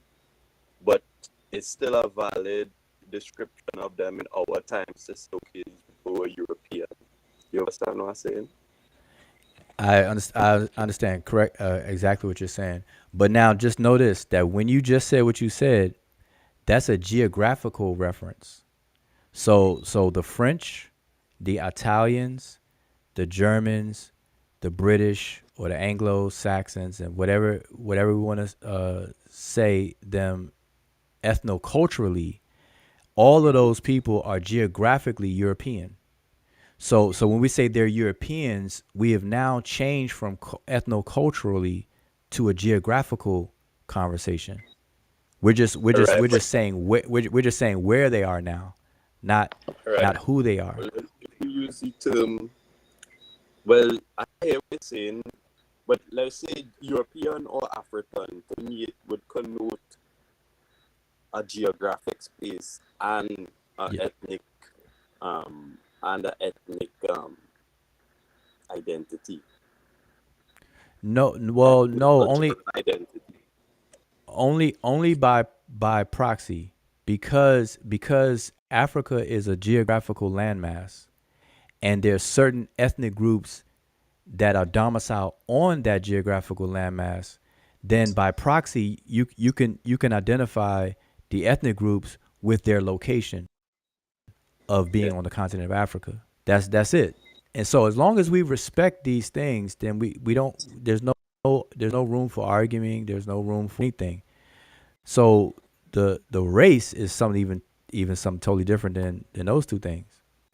So so like the consciousness of being an African did not exist to the people who lived on the continent. That's a modern thing that we've done. We've I understand. conceptualized this African. You know what I'm saying? So But so the and I point and with I'm not with talking that, about the like word. as a label.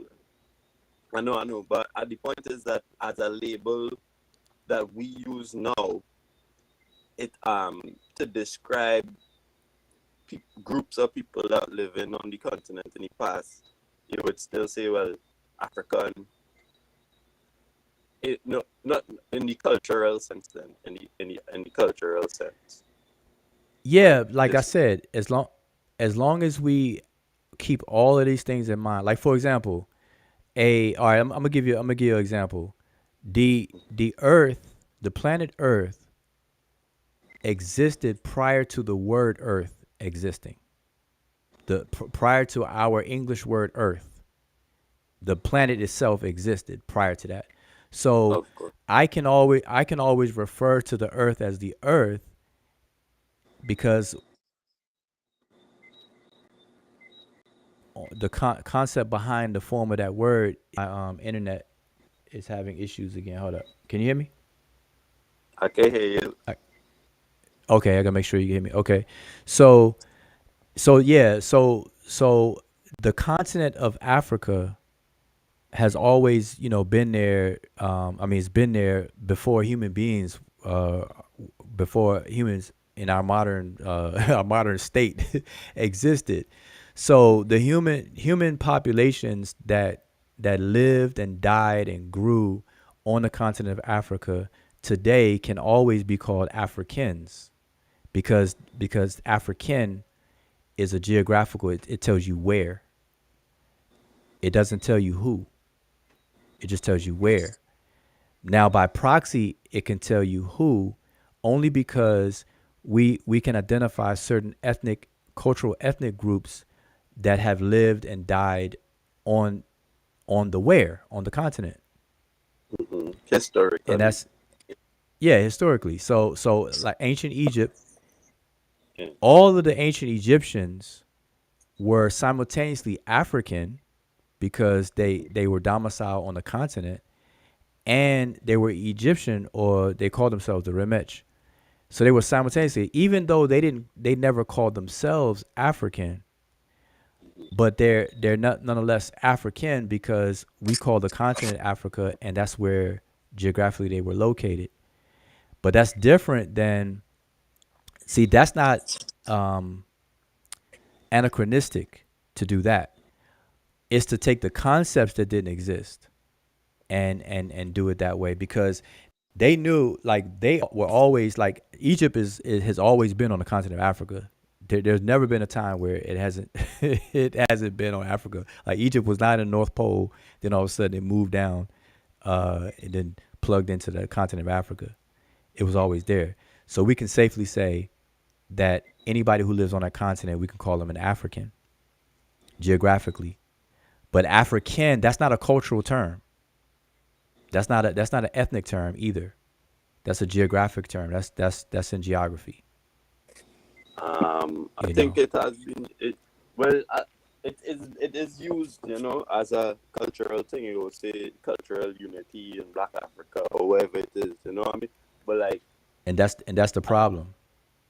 That's what I'm saying is the problem, because it's very disrespectful to jump to the level of continent when Africa is so diverse, when Africa has never been a homogeneous anything.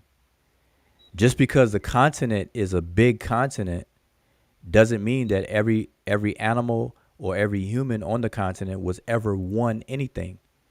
Africa has always been very diverse.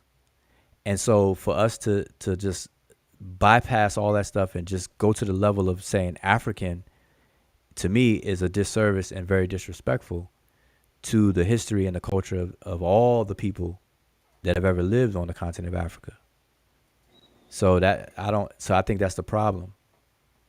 That's a huge problem. And it creeps up in the people's conversations today. That's why people argue all the time. I just call people what they call themselves and keep it moving.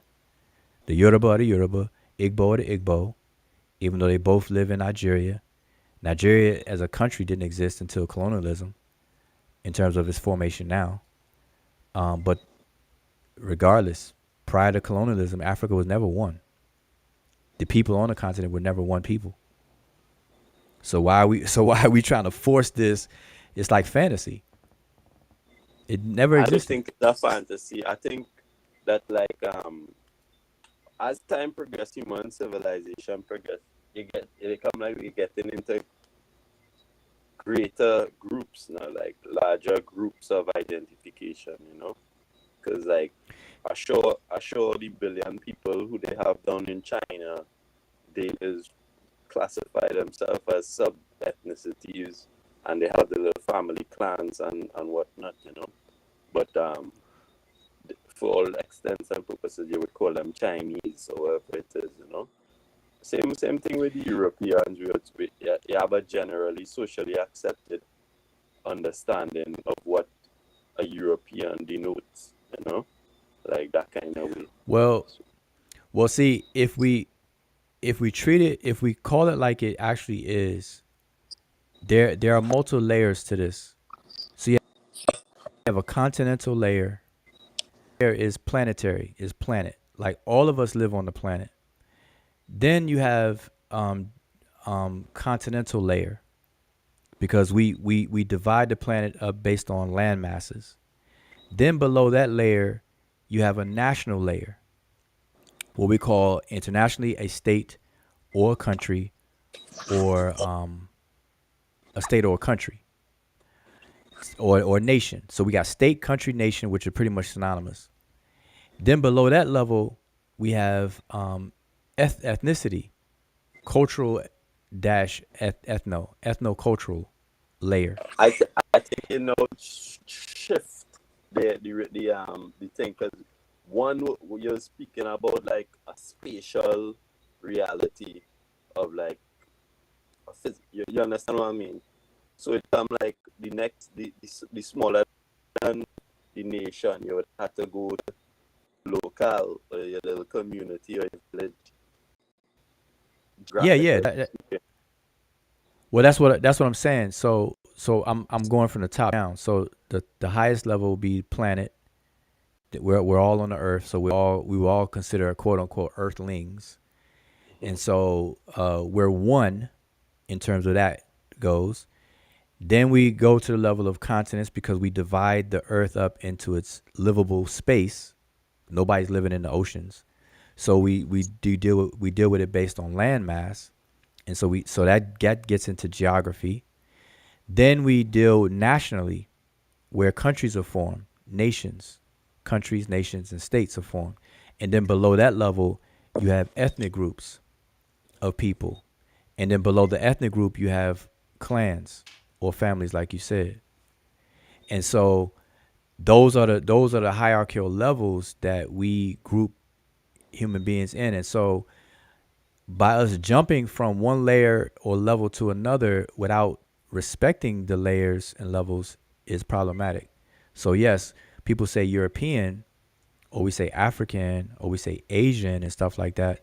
But Indians are Asians to people in the UK. Like I know a lot of people from the UK, and if you say Asian to them, they think Indian and not Chinese. Like over here in America, you say Asian, I think Chinese.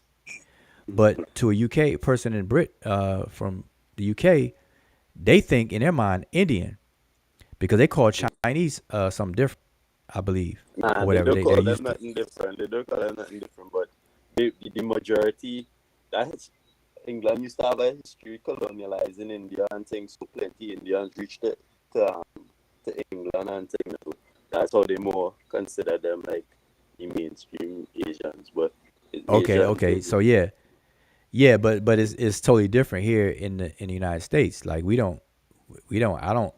Somebody say Asian to me, I don't even think India, even though India is on the continent of Asia. Like that's weird, but we don't kind of think of it that way. We think Asia, okay, Chinese, China, you know, well, and and stuff like that. actually the is Russia is really take up the most of Asian continent. Yeah, exactly. But when we say Russia, we don't think Asian. You see what I'm saying? Like But Asian in our minds is more so equated to China, Chinese, Oriental. Like we say Oriental, we think Chinese, Japanese, and stuff like that. Not so much India. India is India. Like we conceptually separate India from China in our concepts. So, but my point though is this has been very very problematic in these conversations because we don't look at the conversations through that lens of anthropology, cultural anthropology, and adopting the proper terms and ways to talk about it. We just want to have random conversations online, and then people argue about it because they don't have no structure to it. And so we got to just understand. And people want to add in DNA, biogenetics into the conversation, and they want to just mix up these lines. And that's why we don't get anywhere in the conversations. So as it relates to ancient Egyptians, we should just let the ancient Egyptians be who they are. We know what they called themselves. We know where they were located. And then we have a boatload of cultural material, texts and artifacts to get to know about their culture. So we have all the ingredients to know about the Egyptians, but yet people want to argue whether they're black, brown, purple, yellow, white, and stuff like that. And to me, that's silly because none of it applies. None of it applies. So that's my stance on it. That's why I have a hard stance on that, and I don't argue those things. I well, don't think I think in terms of your stance and people that might not want to accept that reasoning that they're laying out there. I think it's because within the civilization of ancient Egypt is so impressive and whatnot that it became like something of a prize to claim as a kind of achievement of your racial grouping, whoever it is. And then due to how true. the Europeans did claim it and try to absorb it into their cultural sphere or whatever it is, the African people that saying, well, we produce the civilization, it come like a robbery then to remove it out. Yeah, but exactly what I'm saying. So it come like Yeah, that was the gist of basically trying to reiterate and and lay out the African affinities of the Egyptian civilization or whatever it is, you know. well, I hear you. I hear you loud and clear, and you're right. But what we gotta consider the reason why that has been that way is because of the person the people who first agitated that whole thing. So remember, Egypt Egypt became discovered to France and Britain during a time of slavery. And so the mass discovery of ancient Egypt and uncovering and all the archaeology that was done and investigation done on Egypt was while slavery was going on. And so it was to their advantage to separate Egypt from Africa and being African, because you can't justify inhumane treatment for a human population that looks like or is similar to the people that you're admiring over here in the East Africa. So you can't snatch people up in West Africa and everything, and they're Africans, but then over on the East Coast of Africa, they're also Africans. You can't admire them and their accomplishments, but yet have excuses for saying that Africans are less than human and are uncivilized and this, that, and you know, that doesn't make sense. That's a contradiction. So they made it a point to remove Egypt from its African context, and if they could, they would have removed Egypt from the continent. If they could carve Egypt out of Africa, they would have, but they couldn't. But conceptually, they took Egypt out of Africa. Everything else, but actually physically taking Egypt off the continent, they did everything else to remove Egypt from Africa. And it's because of that the pushback is overly done. So now we're looking backwards and we're trying to push the other way, but we're overdoing it. We want to make everything black. Everybody got to be black. Everybody, not only black, but I'm talking about black in the modern sense, under our modern social constructs, and that's just not true. That's just not correct, and that's just not true. If the ancient Egyptians, if the Remech themselves were alive right now, if they were all of a sudden to magically wake up out of their graves and be fully functional human beings today, and the civilization would just wake up, those people, knowing the social construct of race and how it actually is set up, they would not identify as black. They wouldn't want to, because black as a social construct is at the bottom. It's the bottom level. All right, Can well, nobody that's true. refute? Can nobody refute and All right. argue that? It's not a genetic thing. It's not Instead of the black word, substitute African and see if your statement's still valid. Yeah, they would. If they understand that their country is located geographically on a continent called Africa today, they would consider themselves African by geography, of course. But do you mean in the same way that like the European people of ancestry down in South Africa would call themselves African, or in an indigenous way like that? Say it again. As I'm saying that, they would call themselves African due to where they're geographically located. But in the same way that they have European people like the Dutch people that live down in South Africa, right? Yeah. That they used to run, like, and they could qualify themselves as an African just because they're born or wherever it is in Africa. But and they do. You mean in that notion, or in like, I'm an indigenous African or a person of African descent? You understand? It's like that's why I try to choose my words clearly. That's why I said geographic. The ancient Egyptians, if they were to wake up and the ancient Egyptian civilization were to just come back alive today, they would understand and couldn't help but to understand that their country of Kemet, that they're known to call it, or Tawi, is located on the continent that is now called Africa. So they would understand that equation, that their country is located on the continent that's known as Africa. But when it comes to kind of sorry, I'm cutting you. I was just saying it kind of overlapping into the program where you say you wanted to catch, so any moment, like, you could wrap up that and take a team. Oh yeah. Asar is giving his interview. Yeah. Okay. No. Also, all I'm going to say on that is that I'm gonna repeat what I was saying. See, people gotta let go of the emotional connection to the social construct of race. It's not an identity, although people uses that. That is the problem. When we say white and black and the other racial labels, those are actual social levels and classes. No one can refute that.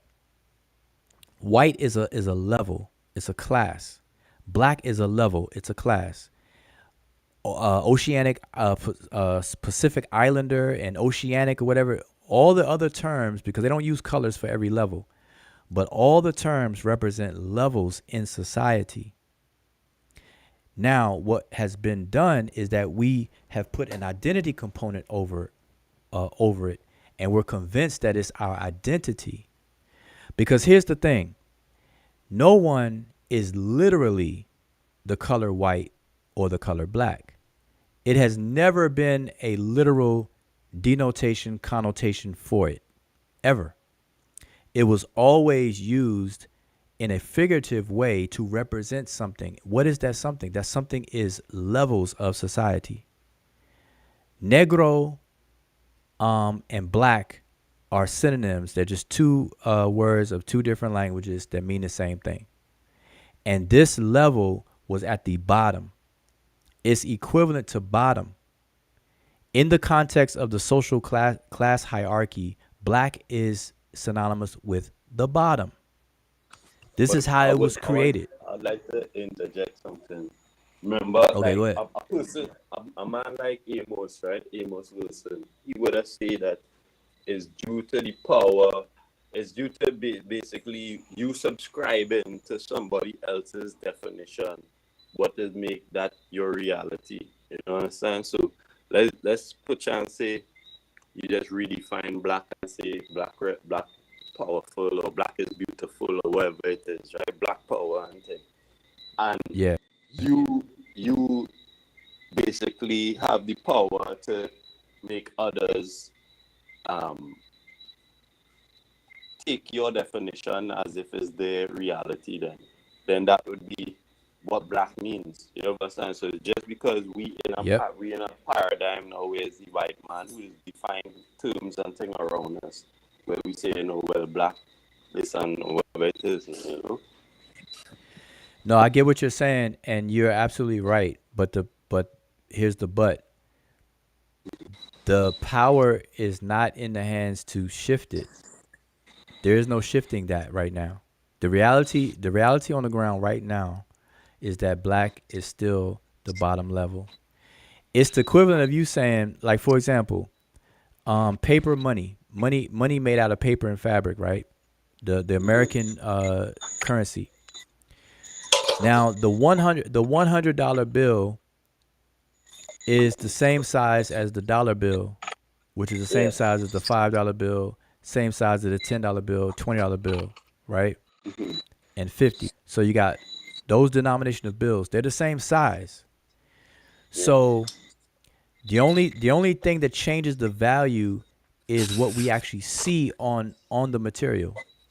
So if we were to the symbol give it the meaning, and then you have the perception from the symbol where you see on the same piece of paper, whatever it is. right, so the paper fabric rectangle shaped object that has the 100 on it, we give a higher value than the one that has only a number 1 on it. So we value 100, the one that says 100, more than we do the one that says number 1. But let's say you wanted to reverse that. You want to now, because you got a lot of the ones and you don't have any of the hundreds. you want to make the ones as valuable as the hundreds, and you want to make the hundreds as the same value as the ones. Well, You don't. you could. The reality. You just need a crew of people to accept it, because what money is now, money is just a medium of exchange. So if I decide to take up no doubt. some kind of little pebbles or some little rocks or something and say, okay, this is what bad. Once it's right, but it have a scarcity element in it too, you know. But Yeah, yeah, as right. I say, because crypto and all of these things, what playing out here now is basically that. It just we just decide to this thing has no intrinsic value or whatever it is, but are we gonna socially decide to accept it as a means of payment or whatever it Okay, is? You know? now okay. See, you're helping me make my point, and I'm glad you said all of that because, and you brought up crypto, even though I don't want to have a whole monetary system conversation right now, but I'm glad you brought that up because we give value to this. This is what a social construct is, and I don't think people know what a social construct is. A social construct is the emergence of a concept based on society at large, not an individual, but it's what the society agrees upon, almost like a tacit agreement, where you unconsciously do this. And so what I'm saying is that the $100 bill has a more value than the $1 bill because that is society has agreed upon it, and that's how it functions in society. So now, if we go back to the racial levels, black is at the bottom, white is at the top as a level. And so we can all day long say, hey, we want to redefine black, but think about it in terms of trying to redefine the $1 bill. The way that it actually functions, you would have to get society to acquiesce to that in order But to that's affect change. this is it, because this is why I know your ideas and things is what really running the world. You know, it's like what do you subscribe to and what you thinking is valid or whatever. You know what I mean? So they have us now because they print any money, you know, and they could print it into infinity, and so it come like we subscribing into to that money as like if it's important or whatever. Meanwhile, if we had a group of people, 1,000 people that decide they're gonna take you know, I know you're going like a supermarket or something and they're giving you points and bucks and things. You understand? Yeah. That come like internal currency for for that company and the network of products and services that it Yep. is supplying. You understand? So us as blacks or whatever it is, or we could just decide we're going to develop some kind of mechanism to do payments and transactions or whatever. And just because we subscribe into it, are going to make it have value in the real world or whatever it is. You know what I mean? So, Well, but see, that's what I'm saying. All of this lends to the point that I'm making about the social construct of race.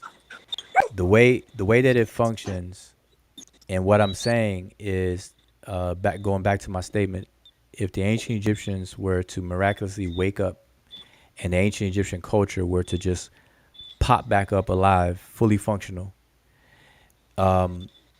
with their understanding and their investigation of the modern social construct of race and how it's classified, those people would not want to identify themselves as being the bottom. Who would do that? Who would nobody do would that? do that. Nobody. Like if That's why think about it. Think about it.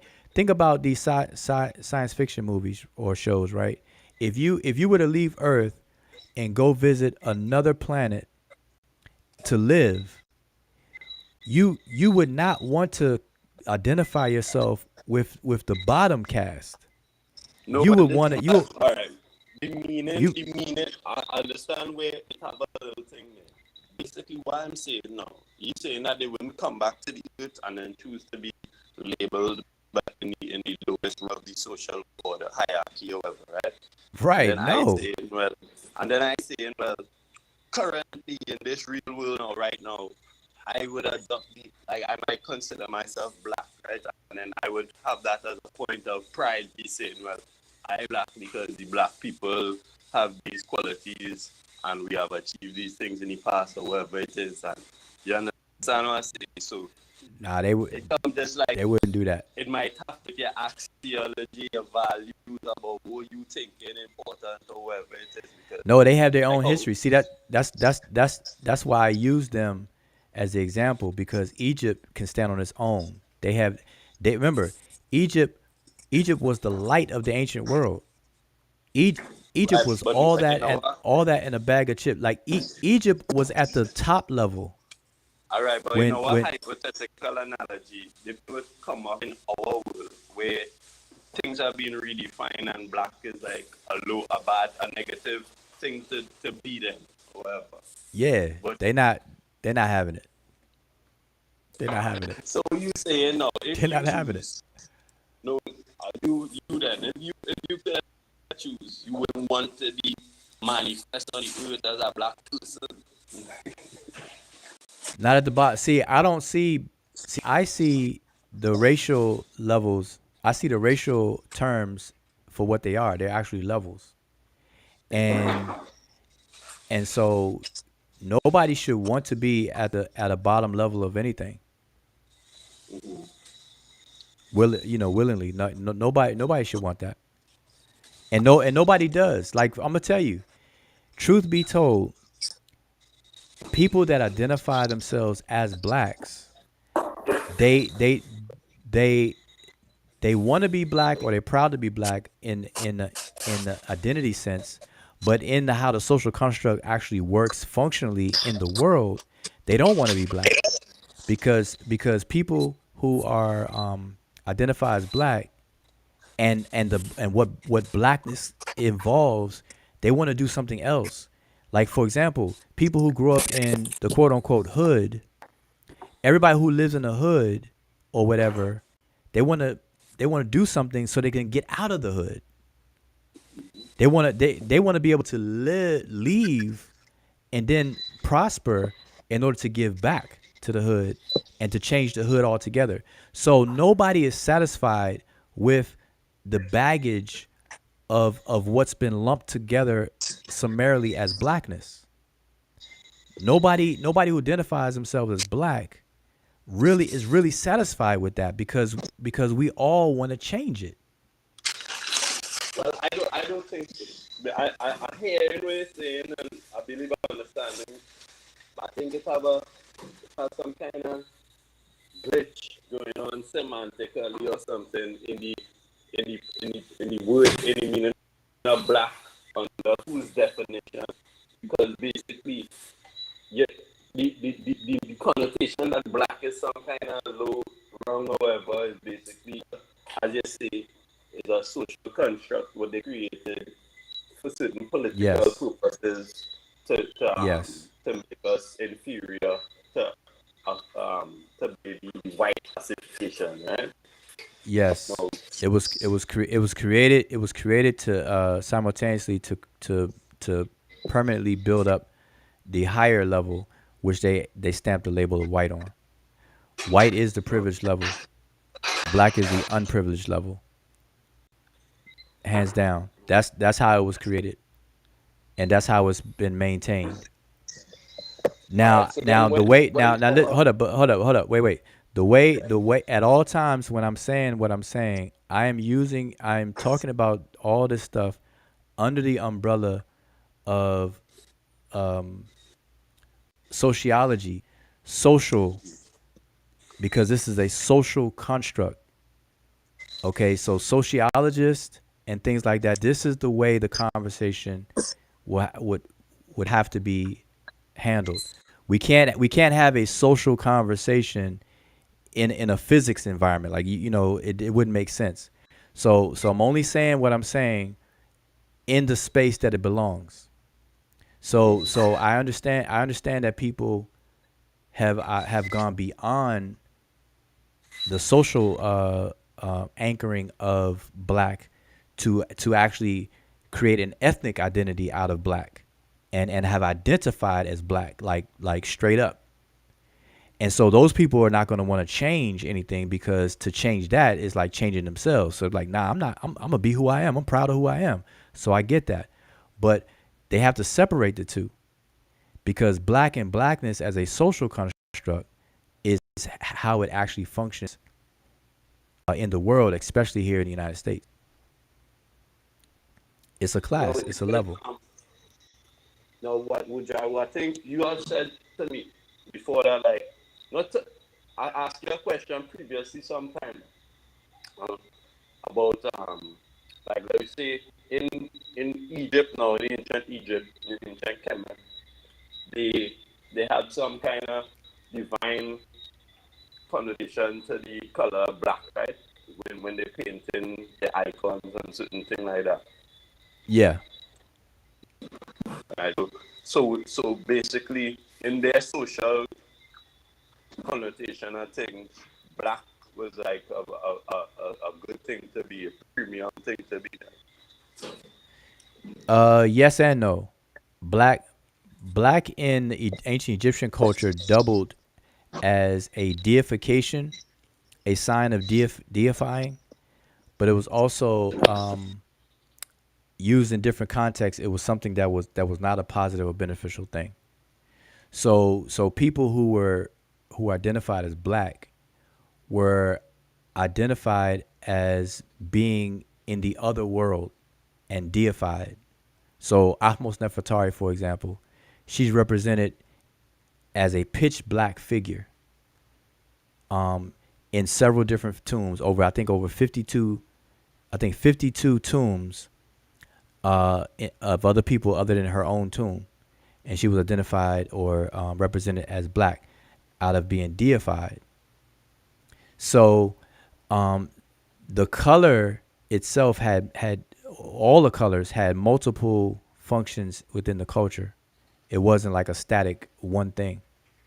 So black, even red was seen as in most cultures dealing with anger and evil and chaos and whatnot. But red also has some positive or beneficial qualities associations as well. So black is no different. White, for example, white is a also a color used for funerals, whereas here in the United States, black is used. You know, in funerals in the United States, people wear black to funerals, but in ancient Egypt, they wore white, and they would color themselves white.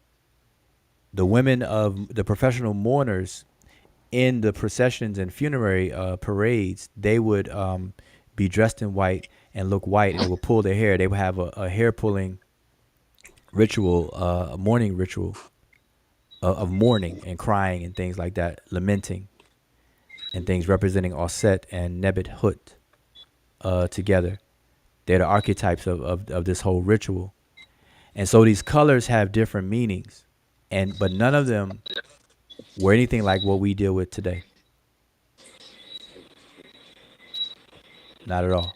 That's why the deities are blue, they're green, they're black, gold. They have different meanings, and none of them matching what we deal with today. The blue is for the limitlessness of something. The trans what do you call it? Trans, you know, things that could trans move. Trans means to move, but to the limitless of the sky of the sky. The sky is blue, and so they saw the sky as or the sky being blue. They saw the color blue representing expansiveness, something that goes on for infinitely in all directions and things like that. So they would paint certain deities blue, such as Nun and Amen. The deity Amen would be painted blue because Amen represents imperceptibility, and that concept of imperceptibility expands and doesn't have any limitations. So he represented as blue. You got green and black used often together or interchanged with each other. Usir is black. He's also green, and so on and so forth, representing fertility, vegetation, the ability to produce. and But these vitality things, and all that other kind of stuff. those things would have just be rudimentary observations in nature. It's like the sky large and it's big, or vegetation green and the soil black. So, make the divinity about reproduction or vegetation green or black, or, So, Yeah, you can't you forget know, red. Red is known from the earliest of times.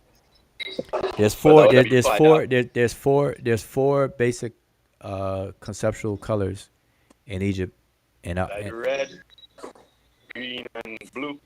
Red, black, green, and blue. no, not blue. It White. was white. White. White. Yeah, white. Blue Well, came I'm later. just saying blue from the sky, because you can, if you're talking about like the basic human, the main colors you might be seeing is blue for the water, Yeah, white cloud, black and whatever, green grass.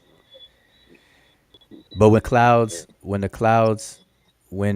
when water appears, like water appearing from the sky was simultaneously seen as the sky darkening. So water and darkness have always been associated together since time immemorial.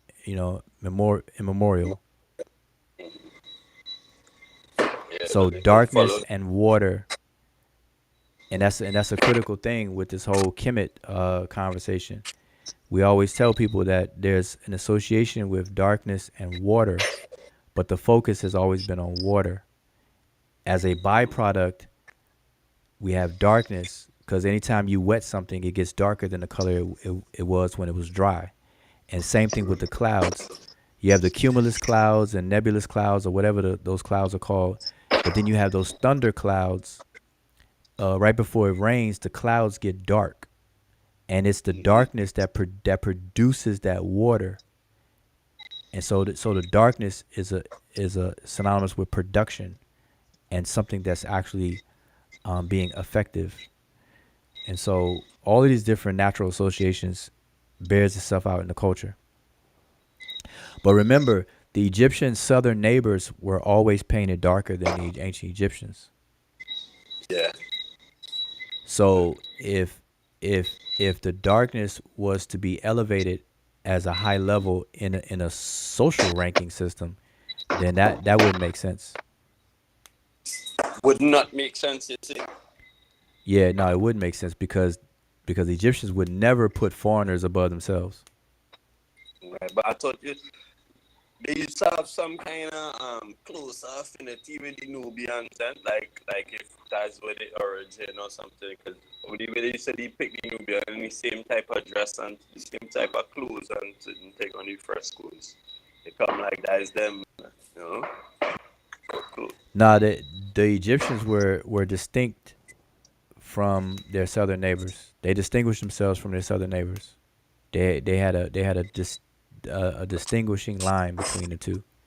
It's the problem is because people are calling they're using the word Nubian, but Egyptian southern neighbors were not Nubians. They were Nehisiu. The Nubians were the Egyptians. They just lived in southern Egypt, and that's where people get confused. Mm. Yeah, But let me I let me think let me answer let me Nubians. answer this question on the screen before I go because I know Sar is doing this interview and I definitely overlap that. Then I'm gonna end this. I don't even know if Immortal Truth is still in the chat, but he said if we cannot put a color to the Egyptians, why can we put a color to the Nubians and everyone else? And my answer to that is that we can't and we shouldn't. So But this is where it will be getting a little. It will be getting when you say these things. My virgin, the sound kind of off. It come like if it have a group, let's say 100 years ago or something, where you can more easily determine, okay, well, these people was black or was color, skin tone wise or whatever it is, then it's just put her back in history. So it come like, yeah, I know No, you but no, understand listen. what I'm saying. Yeah. No, I understand because listen, this is a difficult concept to unravel. The problem is so well driven in our minds that it's hard to undo it. I already know that. But listen, but look at the question. He said, if we cannot put a color to the Egyptians, let's stop there. Yeah, the What color. what is that? What does that actually mean? Put a color to the Egyptians. What that's really saying is put Even a a skin tone, right? no, No, no, yeah, no, no, that's no, exactly no. what, that's exactly what he means. He mean a skin tone, a color skin tone. If you can't No. identify what shade on the shade of human from very very light brown, which is what is called white, or lack of pigmentation, lack of melanin, to very heavily melanated, what is called black. Okay, but here what I'm saying. The proper way to look at this is to change the word color and replace it with the word category. Or So you so might, let's what you so would it say says shade. no, not a shade or anything like that. We have to get away from lookership for a second and And deal with go ahead. categorizing human beings. So I'm saying let's just swap the word color for the word category and say if we cannot put a category to the Egyptians, why can't we put a category to the Nubians and everyone else? And so if we were to say that, then we would better understand how we should view these human populations. It's not based on color because the African What you do? continent, What is the good? What's a good criteria? What's a better criteria than color or race to describe a group of people you would put forward if you're discrediting, not ethno, discredit, but et, you're saying, well, this is inaccurate, however. yeah, ethnocultural, ethnoculturally would be the rule of the day. That is a way better, and everybody that deals with cultural anthropology understands and knows this. It's just that a lot of people in the conscious community are not I students mean, but of as that a discipline. descriptor of a person, right? Yeah, What is the ethnocultural descriptor then of a it category of person? yeah, what that does, it tells you why a person behaves and thinks and operates the way that they do. And And what it has about nothing to do with it has nothing to do with their skin color. But that's what I'm saying. The skin color of somebody as a feature of them is something that is related to their historical and cultural background. You know what I mean? No, Somebody's skin color. no, it's related to their biological background. See, But biology. historical. Well, no, because listen, you can you can take and we say this to this very day. We jokingly call people Oreos, Yeah. where they appear on the outside, they look black, like something that we would do lookership and say black, but their mannerisms, everything about them, and Yeah. how they function is what we would call white. Analogies. Yeah. Is what we would call white. So so they would express not a quote unquote blackness culture or whatever. They would express a whiteness culture, the way that we word these things today. So what I'm saying is that the same thing that Martin Luther King said. He said that he dreamed of a day, and I'm paraphrasing. He dreamed of a day that people will be judged and looked at for the content of their character and not the color of their skin. So remember, it's the content of a individual's character that makes them who they are, and then on a population scale, it's the content and character of a group of people that tells us who they are, not their All skin right. color. But no, but Because all right. because I because because because understand. because I a because fully a person understand a the person abstraction. But A in person, terms of but you gotta understand, a person yeah, with your same skin color yeah, can be your enemy and want to end you. that have nothing to do with if they have my same skin color or not, though. No, That's what no, I'm I'm saying. saying You no, understand? no, I'm saying no, no, I'm saying a person can, and you just said the point I'm making. Skin color doesn't matter. No, Uh, it does matter. That's what I'm saying. You cannot like abstract skin color what? out of reality in terms of no, like if you are a certain shade of brown, that's just reality.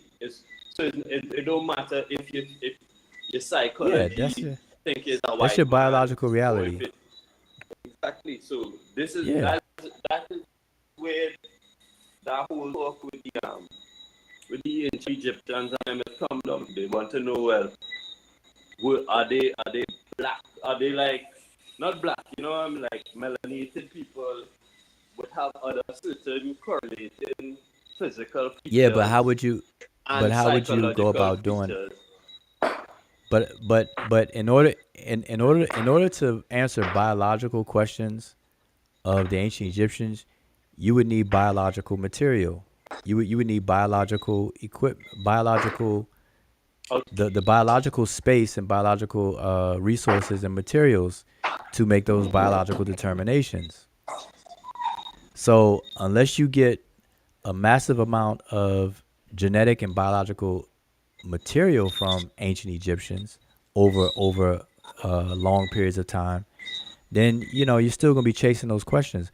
But regardless, those questions are for that area, that space. The racial makeup is not a biological conversation. Race has no biological reality.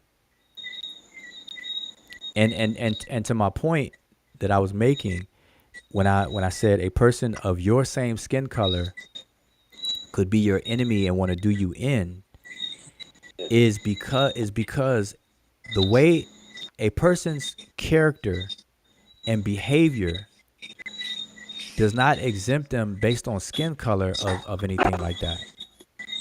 It's a whole other thing in operation. And so what we tend to do is we tend to see people of the same skin color as a sameness and drop our guards, not understanding that people within that sameness could actually do you harm or do a group of people harm, just like a person that's not of the sameness. And for some reason, we let that we don't bear that in mind at all, and we ignore it in many cases. American Dream, I think you still back. But in terms of the sameness of somebody that looking, I don't think that is something that should just be like discarded. You know what I mean? Because Asia, let's say like how if we say Asian or European or one of these terms that is modern terms that somebody in the past would not subscribe to, they would still know. Okay, well, look, this white man here, and he have the same kind of garments as me, and his skin tone is looking like mine, and the hair texture is like mine. Then you would be able to discern that this person have a closer degree of sameness to you, as opposed to somebody who have a different type of clothes and he have a different skin tone and a different hair texture. You understand? So they Well, come like well, that sounds nice, and to a degree, it's a proxy. But on the continent of Africa, to this very day, you got people who share the continent with one another. They share skin tones with one another. They share hair textures with one another, but yet they're not the same, and they don't see themselves as the same. You got people who live next door to each other. You got the Luo people, the Kikuyu people. You got the Yoruba people and the Igbo people living side by side with each other, but they see themselves as distinct people. Well, You got the ancient they do have Egyptians. distinctions. They do have distinctions. It's just that your your eye might be trained to notice the nuances, the differences between them people, but them from there, so them know exactly, okay, I is this because we doing this and we practice this and we have these stars or whatever it is. You know what I mean? So it come like No, but to us it might look like one group as a whole set of blacks, but them could easily distinguish themselves from each other or whatever language. Exactly. So you're making my point for me. The Igbo and the Yoruba, they come from the same genetic population. So on a biological level, they're the same. We could say that they're the same.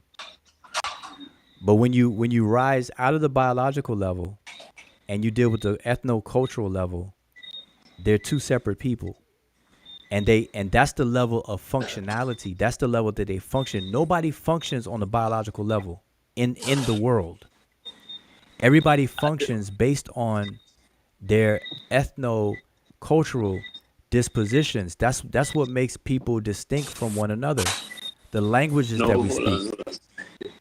When they say some people don't function on a biological level, what do you mean by that? Okay, let's use the Yoruba and Igbo as the prime example. The Yoruba people. I mean, first, what is the biological level like? What do you mean by that itself? Genetic. Level. I'm talking about genetics, DNA and genetics. So if you were to take a genetic snapshot of the Yoruba people and the Igbo people, if you were to map their genomes, they will be very, very close to the point where we would say that they're in the same genetic pool.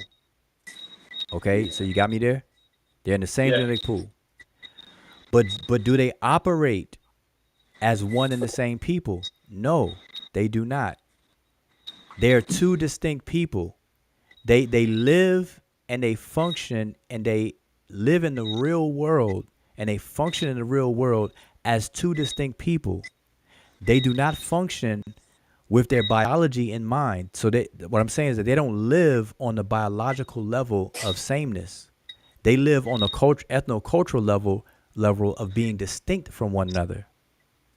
That's how the world operates. That's how human populations operate to this very day. And so, that's what I'm. Go ahead. You see, it mightn't be explicit that they operate on a biological level, but it come like when you're a human, and okay, well, I see that this person is a different type of human, but you mightn't. Let's say you would respect them as a human being, and you might go and eat them. Let me say. I'm hearing noise in your background. Hey, so I don't know what you got going on in the background. Hold up, you got some stuff. You got some. It sounds like you got some machinery that needs some oiling in the background. I don't know what that is, but people can't hear what you're saying. Oh nah, that I down in the jungle. There's have all kind of creatures and things. You know what I mean? So that was going on with me there. But I was just saying how Oh, those are insects? Yeah, that's insects. Yeah. Yo, that's wow. That sound like something metallic that needs oiling. It sound like you running a machine. Well, I'm not really not sure what sound it is you hearing, you know, but I know move away from the window and see. No. Now that you said it, it sound like crickets. It sound like nighttime crickets. Yeah, like a whole bunch of crickets. Yeah. Oh, and then you got blenders going on, man. You fix a dinner or something, man. You got all kinds of noise going on in the background. Yeah, it's have a little idle cooking, idle bubbling on the pot, you know what I mean? But all right, so listen, I'm it's 10 o'clock. I'm way overdue, man. I supposed to be off here at 8:30. I know Asar's running his interview and everything like that. I just wanted to continue the conversation. I think American Dream is back in, but I'm not sure if he's here to talk or whatever the case is. But I'm gonna go ahead and close this out. Okay, Yo, yeah, I'm gonna Yeah, can you hear me? take my leave one time. Give thanks for the discussion I'm going on. All right, So because appreciate it, man. I'll be Anytime, anytime. I'll be trying to finish my courses in Seba University up and whatnot. Right? Respect. All right, respect. I appreciate that. Hotep. Yeah, man. So, American Dream, what were you saying? Yeah, would y'all? Yeah, peace. If I can, I don't want to keep you long. The only thing I want to speak about today in terms of the linguistic stuff, if I can, is what come apparent to me because I was on I got on what's his name, Chris Harris's channel once, and he had team. Can you hear me, Wujawu? Yeah, I get you fine. Yep. Okay, right. So I was on a panel with Chris Harris on Chris Harris's channel, and he was there with Team Osiris and Ngozi. And what I learned from and I was having a conversation with them about because I was trying to become clear on exactly what the whole conversation was about, and became clear to me was that the main contention they had against your argument, or if I could kind of put it in a nutshell, what they were saying, or at least what they said to me, was that everything that you were doing was trying to prove this Black Egypt thing, right? Which is why I was just like thrown off. I was like, what are y'all talking about? Wujawu doesn't talk about any of that stuff. Like, how can his work with linguistics, because they were saying that the reason you wanted to change Afro-Asiatic and make it Negro Egyptian, they were saying the Negro thing was because you wanted to make Egypt Black. And so, that was just what the main thing that was throwing me off, because I was trying to get an understanding from them of what your argument was, which was probably the worst thing that I could do. But I just wanted, because let me say, I think, So let me straighten that out real quick. That's a easy thing. If that's what they said, because I'm just relying on. No, that's 100% what they say. That is 100%. Okay, even when I was on the channel with the pseudo killers, that's the same thing. And I was saying, no, that doesn't make sense to me. And I was saying, well, let me make maybe it clear Asar. from the horse's mouth myself. That has never been my argument. And for anybody to say that, they definitely don't know what they're talking about. They need to, if they mention my name in that statement, they need to cease and desist doing that, because I don't make that argument. I've never made that argument at all whatsoever. I don't even like the term Negro Egyptian because it implies, and I know how it came about, because they're talking about Black Egypt as a pushback to white Egypt. That's the whole concept behind that. And so the term Negro Egyptian or Black Egyptian comes in that era of time where you have Hamburger, Obenga, and Diop. Those three key names are associated with the term Negro Egyptian. So I don't even use the word Negro Egyptian. I don't like using the term Negro Egyptian.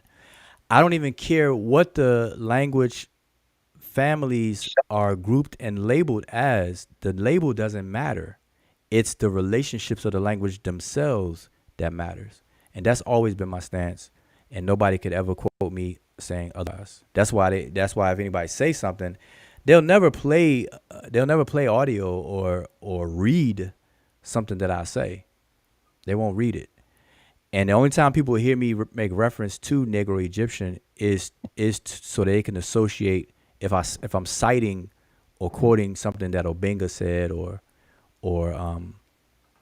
Diop said, or whatever the case is, just to be accurate in quoting those two and things like that. But me on my own, and that's why Asar, and they can't even attach that to Asar Imhotep.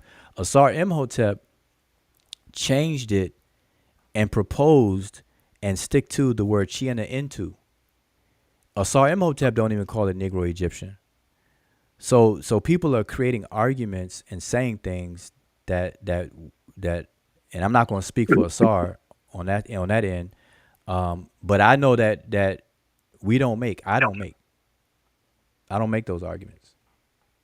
Sure. Asar, look, and here's the thing: if they were to read Asar's book, in Asar's book, he actually lays out why Negro Egyptian is problematic, the label. And that's why he proposed Chiena into. Like, he actually wrote that in his book. so these guys, so anybody saying stuff like that, it's clear that they're not reading Asar's book, and they just don't know what they're talking about. So that's all I Right. got to say about that. Yeah, and I think whoever told you that I was misrepresenting you may have overheard me in a conversation about that. And I'm not going to say I think that we were trying to make clear exactly what your position was, and they were saying that's what your position was, and I was saying, okay, if that's what it Yeah, is, that's what it is. I just wasn't sure. I wanted to that's know definitely their not my understanding of position. what you were saying. But But let that's me ask you pretty this much what question. this. Hold on. Let me Sure. wait. Let me ask you this question. So now that you heard it directly from me, now think about this. Anybody, including them, because it's not just them, it's whoever. But anybody on Team Osiris, or anybody had that conversation, you have to begin to now wonder the validity of everything that they say, because what it ends up doing is being an ultimate straw man violation, because they're mischaracterizing something that they think I say, but I definitely don't say it, and then they proceed to have a whole conversation about something that I never say. That's a Absolutely, classic straw and man. That's a classic straw man logical fallacy, and that's yeah, I why I absolutely say agree that with you. a lot of these things. I So absolutely that's agree why with you. I don't really have time for that. If you even go into the pseudo killer chat, you'll see me there saying that I think they're misrepresenting your position, because it just didn't make sense to me that you would be saying that, and then everything else that you've been saying, that it would just be contradictory, and it just didn't make sense to me, and that's what I was trying to make clear. But you've absolutely made it clear for me, um, and Yeah, for whatever that's I don't worth. like, I never liked the term. I knew from the get go that the labeling of Negro Egyptian, see, the Negro Egyptian is advanced and advocated by Obinga. So Obinga's name is attached to that heavily, and I never liked that term, because it adds fuel to the fire of the problem of this whole Black Egypt and African Americans trying to be Egyptians type of whole dynamic that I'm trying to clarify and clean up. So no, I would never advocate that. And like I said, the only time that you ever hear me say the term Negro Egyptian is if I'm referencing Obinga, or saying what he said to clarify it. And the same thing with Asar. What I know of Asar, what he wrote, and then what I know of him in the many conversations that we have, that's the very reason why Asar changed the name to Chiena Intu. That's a Chiluba term, Chiena, and Intu is the word, it comes from a Bantu word, root, where they put the prefixes of Muntu, Ba, Intu. That's where the word Bantu come from, Ba and Intu. So he says Chiena Intu. You know what I'm saying? So the Chiena Intu family of languages. And people got to understand the difference between a language phyla, and family. The genetic relationships of languages versus the areal relationship of languages, or the typological relationships languages have. Like a lot of people don't even study this stuff to even have that kind of conversations. That's why I don't frequent those conversations, because it's for me, I value my time a little bit more. But yeah, no, I don't say that. You won't hear me. I mean, you're absolutely right. Why would I use the term Negro Egyptian to try to make the Egyptians black, when everywhere else I'm trying to tell people to stop doing that, and the Egyptians are not black? They can't be black because the social construct of race, our concept of blackness, to even label it, didn't exist back then to them. Even with Chief X, I told Chief X a long time ago, like, man, you bringing up a old thing is a waste of time. I said, I don't know why you doing that. And then he didn't agree. He wanted to keep on arguing. So I'm like, all right, have at it. All that's a waste of time. Mediterranean culture, African culture, Black African culture, Northeast African. They're not Black. They're not Sub-Saharan. All that stuff is silly. You will not hear me argue those things. So let me ask you this question: what about the study of Egypt is not a waste of time? Well, the study of Egypt is not a waste of time. What I'm saying to backtrack, what I'm saying is a waste of time is for people to create and develop these pseudo arguments that are not really valid arguments, and they spend a lot of time arguing things that are not even an argument, one, or should be an argument. They're not even valid to argue, but yet they think so, and then they argue. That's the waste of time. So Egypt as a study is definitely not a waste of time. It's something that I would encourage people to do. I would encourage people to actually study Egypt properly, not through the lens of race. Don't worry about trying to make the Egyptians Black, because they're not. So skip that. Learn the language so you can be intimate with the culture, because you cannot learn about the culture without learning about the language, at least at a basic level. Nobody got to get a degree in the language, but you have to have some basis to engage the culture through its language, and that's it. So because if I thought, What do you say to people who say your interest in promoting Egypt and promoting people learning about Egypt is because you have something to sell, like you're in a position where you can have classes about it, so it's kind of like a commercial thing for you, and that your interest in. Go ahead. Well, that's equally as silly to me, because I actually don't like the language is necessary to study Egypt. And I teach the language to give people the equipment. I equip people and put people in a position to pursue a learning journey with ancient Egypt, because language is the DNA of culture. And so I know the language enough to teach it. So that's what I do. And the classes I offer are cheaper than anybody else. And I only charge because of the time and the resources. That's it. Bare minimum. It's not even to make money. So I'm not selling anything in that sense at all. And there's been many times where I don't even charge people. So the money is not even the factor or the interest. Even with the whole Seba University site, the app, everything is free. Everything is free. So nobody can or should even ask me that type of question when other people who don't study Egypt, don't know nothing from nothing, will have companies named after Egyptian gods, be wearing an ankh, have tattoos on on everything, and be using Egyptian symbolisms and stuff in all the things that they actually do sell and stuff to market in a commercial way, and to stretch it from Egypt, all of Africa. A lot of people use Africa as a commercial enterprise. No different than people use Egypt as a commercial enterprise. And I do neither. It doesn't matter if I'm going to teach about, if I were to teach about bioevolution, and I got to pay for resources, I'm not going to, and I'm going to at least want my efforts to pay for itself. So it's not a matter of if it's Egypt or not. It's just that Egypt is something that I took to, and I spent time doing, so I could pass it on. I can teach about Egyptian language. Right. So whatever fulfillment people get out of the study of Egypt and Egyptian culture, they can get that same fulfillment out of, let's say, studying Greece or Roman culture.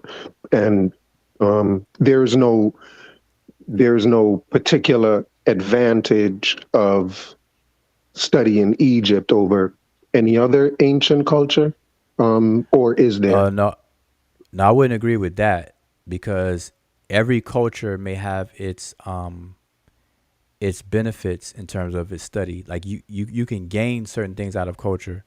Like you're not going to gain everything learning in Egypt that you learn from Greek and vice versa, or Roman, or ancient Chinese cultures by whatever names, ancient Native American cultures by whatever names, Central America, whatever case is.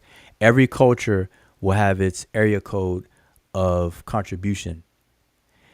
So I wouldn't agree. I can't just cookie cut that and one size fit all that. Egypt Sure, that's fair enough. has Egypt has a lot of benefits because see, every culture has its benefits. So it depends on what you're looking for, and then those who know can guide you to whatever it is you're looking for. And what would you say is one benefit that study in Egypt has that no other study in any other culture can give you? That no other culture, that's hard to say. No other culture, because a lot of cultures, because humans develop culture, and we all have the human, our humanness in common. There's a lot of overlaps, but one thing that will stick out with Egypt that is very apparent is that Egypt represents or can give some insight on African agency when people on the continent as Africans were in control of their A to Z and development, and did so and went through their trials and tribulations and challenges and prevailed, failed, prevailed, failed, prevailed, and so on and so forth without being under the yoke of colonialism or enslavement and things like that. So as African Americans, we can look to Egypt and see how things were done without that yoke that we've had since the time of the transatlantic slave trade and the kidnapping and things like that. And we can actually gain insight on the concept of statehood and how to run a state apparatus that we've lost. Because that's one thing for sure, that Egypt represents one of the world's first confederacies, where you have different multiple tribes unifying under one umbrella at the same time, Right. keeping two halves. Yeah, interestingly enough, it sounds as if what you say African Americans can get out of looking at ancient Egypt, it sounds as if it's the same thing you said, that the current Egyptians are afraid that Nubians will gain from looking at African Americans. Exactly, and that's their. I'm assuming that's their fear, because I don't talk to them, but that's what the stories are. These anecdotal stories that we come out of Egypt when people go on tours and stuff, where the government or people living in Egypt will have that kind of fear. They don't want to see the Nubians there living in an apartheid scenario to so-called wake up and do that. So we're looking to ancient Egypt for inspiration on the state apparatus, but then the modern Nubians are looking to the West for insight on gaining rights and civilities and things like that. So it's like a give or take with that. It's like forward and backwards.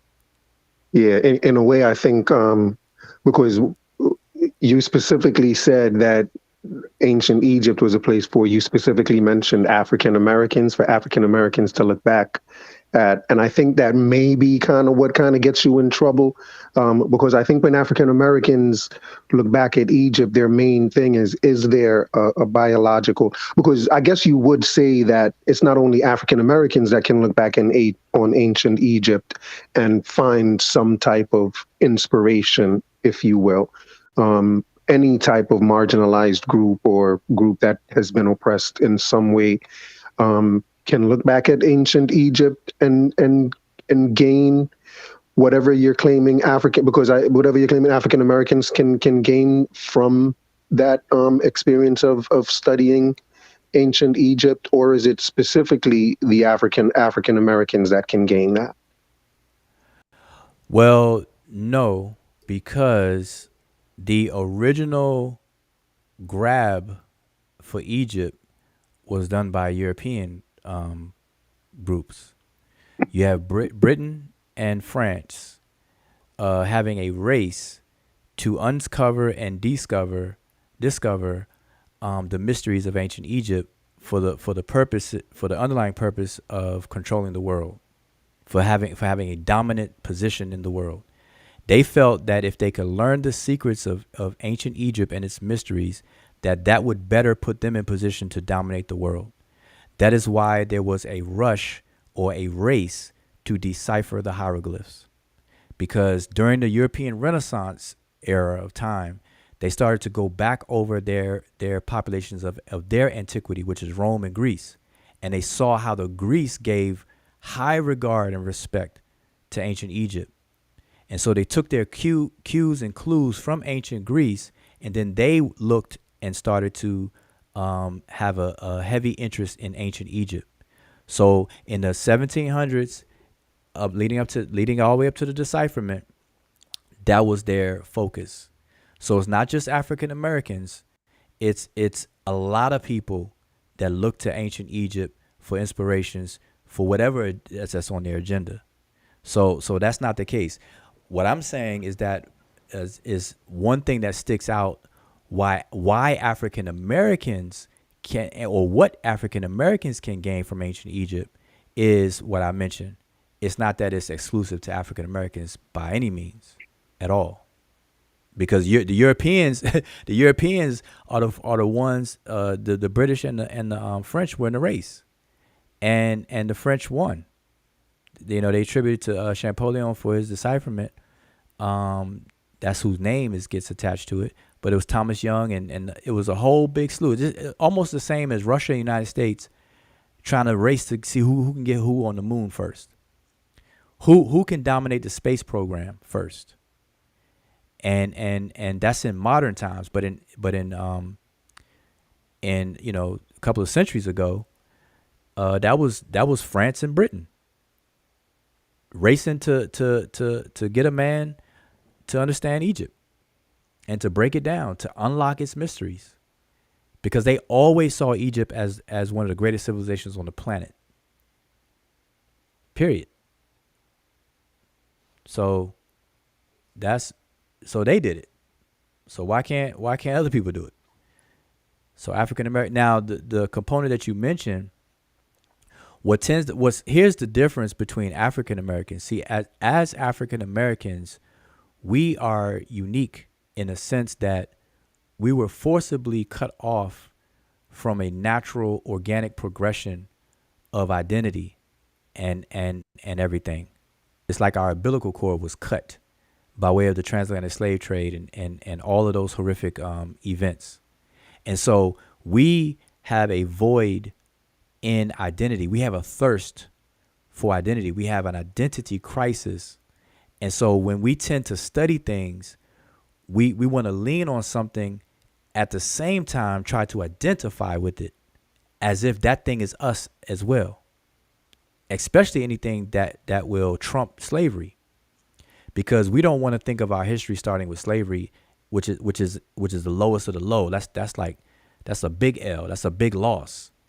We want to look at ourselves as being high achievers, and what better achievement than to try to put ourselves square in the middle of ancient Egypt and say, hey, we are the ancient Egyptians and ancient Egyptians are us.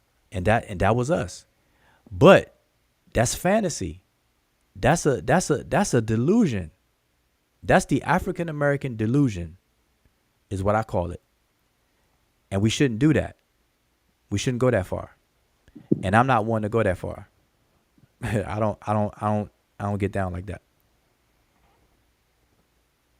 We're not ancient Egyptians. But we should learn from what the ancient Egyptians did and emulate and even I don't know if emulate is the right word, but copy what they did, kind of live like they lived. Well, Nas, well, that the yes or no to that would be after the study of the culture, and the only way people can study the culture is by way of its language, which is the assembly line that I advocate. And so once you understand the Egyptian culture, you will know right away what it is you can and cannot attempt to practice. The Egyptian culture is a river culture. It relied on the Nile flooding and seasonal flooding and so on and so forth. We don't live in that space. We don't live in Egypt physically, geographically, but we don't even live in the same conditions or circumstances. Our circumstances are different. So the only thing that we could actually do are any underlying principles, not the overt outward expressions. Nobody's gonna be building the things the ancient Egyptians did and do the things the ancient Egyptians did in modern times right here on the streets of America. But it's the underlying conceptual principles and things that we can hold, because those are more everlasting or static. You know, those are longer lasting, and we could take that, but we could do that with other cultures as well. It's just that ancient Egypt provides us with a rich resource because it's a literate culture that survived to this very day. And we can't say that with other cultures on the continent because they didn't have writing. A lot of things are orally passed down. And then you have colonialism. Whereas ancient Egypt put their stuff in stone, in writing, and we have a material culture that will trump other things, getting in the way. So Egypt is the perfect use case. But it's not the only one, but it's the better one. It's at the top of the list. It's at the top of the list. So Sure. people got to keep all of that stuff in mind. Egypt has written records. Other African achievements and things don't have that equivalency. Hands Right. down. Last And question. nobody arguing that. Last question, if I can. Do you think, you've made it clear that you think we should not get rid of the word black? Do you feel the same way about the word African or no? Well, I don't advocate getting rid of the word black or African. I just say use it properly. Just understand what it actually means functionally and not be delusional and think it means, and don't use it as a misnomer. Black in a social context, outside of its literal color context, because black is definitely literally a color, and nobody's skin color is literally the color black. Just like nobody's skin color is actually color white. These are used in a figurative way, and once we understand how it's used, then we don't have to get rid of them. We just function with knowing how it's actually used. Same thing with Africa. There is no such thing as Africa in the way that people use Africa, because people use the word Africa and African as if Africa is a country, and it's not. It's a continent, it's a large continent at that, and it's a continent that has a very diverse population of people that are distinguished from one another, that they themselves do, not us, that they distinguish one from another. It has the largest genetic diversity on a biological level, language diversity, and the whole thing. That continent is the continent of diversity. And so as long as we don't treat Africa as this homogeneous thing, then we don't have to get rid of the word Africa. We just need to stop misusing it. There is no such thing as Africa, the country. So an African is only used should be only used in a geographical context. Other than that, we should know who we're talking about. We should mention Luo people. We should mention Kikuyu people. At the very least, minimal on a national level. Okay, they're Kenyan. We just need to know where we are in these conversations. So I don't believe in getting rid of the terms. I'm just saying use them properly. That's where I'm at with it. Because black is black. Indeed. Yeah, we don't. No we don't doubt. have That's to get rid brilliant. of That's the great. terms. I agree Just use them 100%. properly. That's great. Yeah, Yes, because sir. I guarantee you, like you or me, like I never seen you, but I'm gonna assume that I'm lighter skinned than you are. I'm just gonna make that assumption safely. I think it's a safe Yes. assumption. Yes. But neither you nor I are black, literally. So we could scratch that off the list. Then our next thing is, if we self-identify as black, why? And we have to submit to a social context, because that's what we're utilizing it as. And once we dig into that, which is a lot of people don't want to or don't do it, we'll find out that black is a social class. It's a class level. It's a class of society. And it just so happens to be at the bottom. And if you're satisfied with being at the bottom of anything, then hey, that's what people are entitled to do. But some people don't want to be at the bottom. They'd rather be on the top. And if the bottom is labeled black and the top is labeled white, then really people should want to be white. But if you say it in that way outside of that social context, people will hear you say, why don't you change from who you are? Like you're going to stop being who you are and be something else. And that's not what that's saying. And that's the problem. That's the root of the problem. That's the root of the problem. If I were to stand in front of a room of 100 people and I tell those people that you shouldn't want to be black, you should want to be white, they would drive me out the room, because what they're going to hear from me is that I'm trying to tell them not to be proud of who they are, that I want them to be something other than who and what they are. And that's not what I would be saying. I would be simply saying, let's change our class from being at the bottom to at the top. It just so happens that the labels for those levels are two color terms, black and white.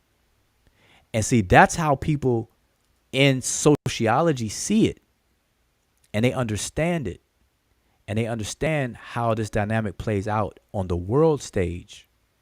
And this is why people in other countries, when they come to America, they don't want to identify as black, even if they quote unquote look black, like what we would say today as a black person.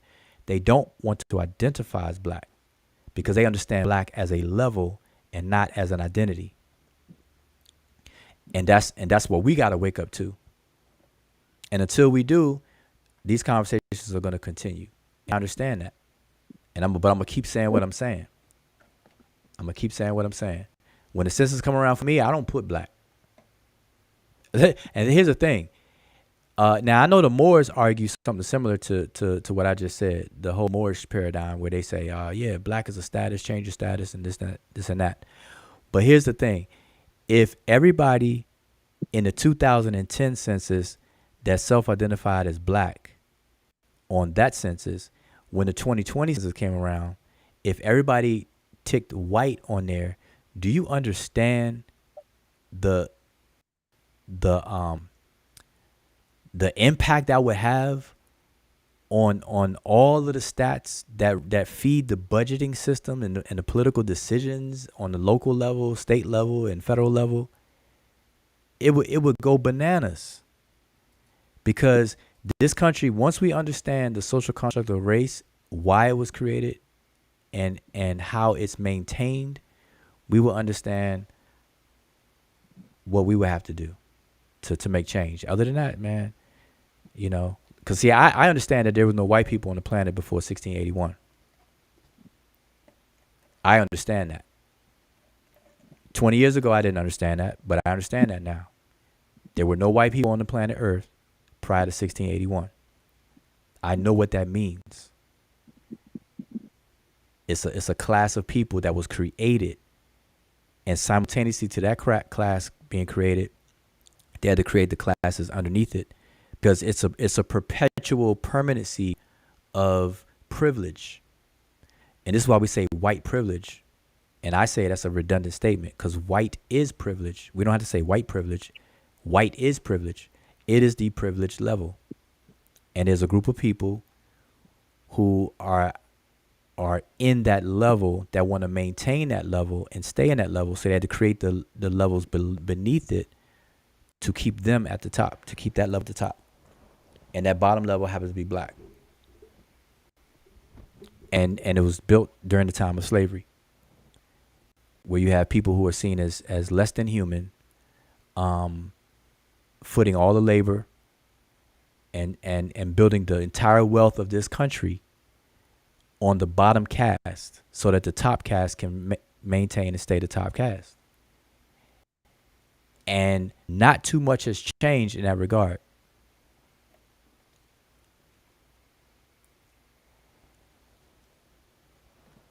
So there you have it. Indeed. Yeah, that's great. I don't want to I don't want to keep you much longer. I do have questions, but I know you have to run. Oh, you got low. I didn't hear word you said just now. Yeah, I said I do have other questions, but I know you have to run. I just had a call come in. Oh, okay. But Well, yeah. Anytime. So now that you heard it from me in terms of the Negro Egyptian or anything related to the Afro-Asiatic or whatever, you can emphatically say that nope, I spoke to him. That's not his position. That's misrepresented. And that's that. And that's if the conversation ever arise like that. But I'm just saying, because that's a gross misrepresentation, which is, we know we all can do that. We all can potentially misrepresent what somebody say. But what frustrates me with stuff like that is that whole arguments and whole conversations unfold based on a misrepresentation. And to me, that's crazy.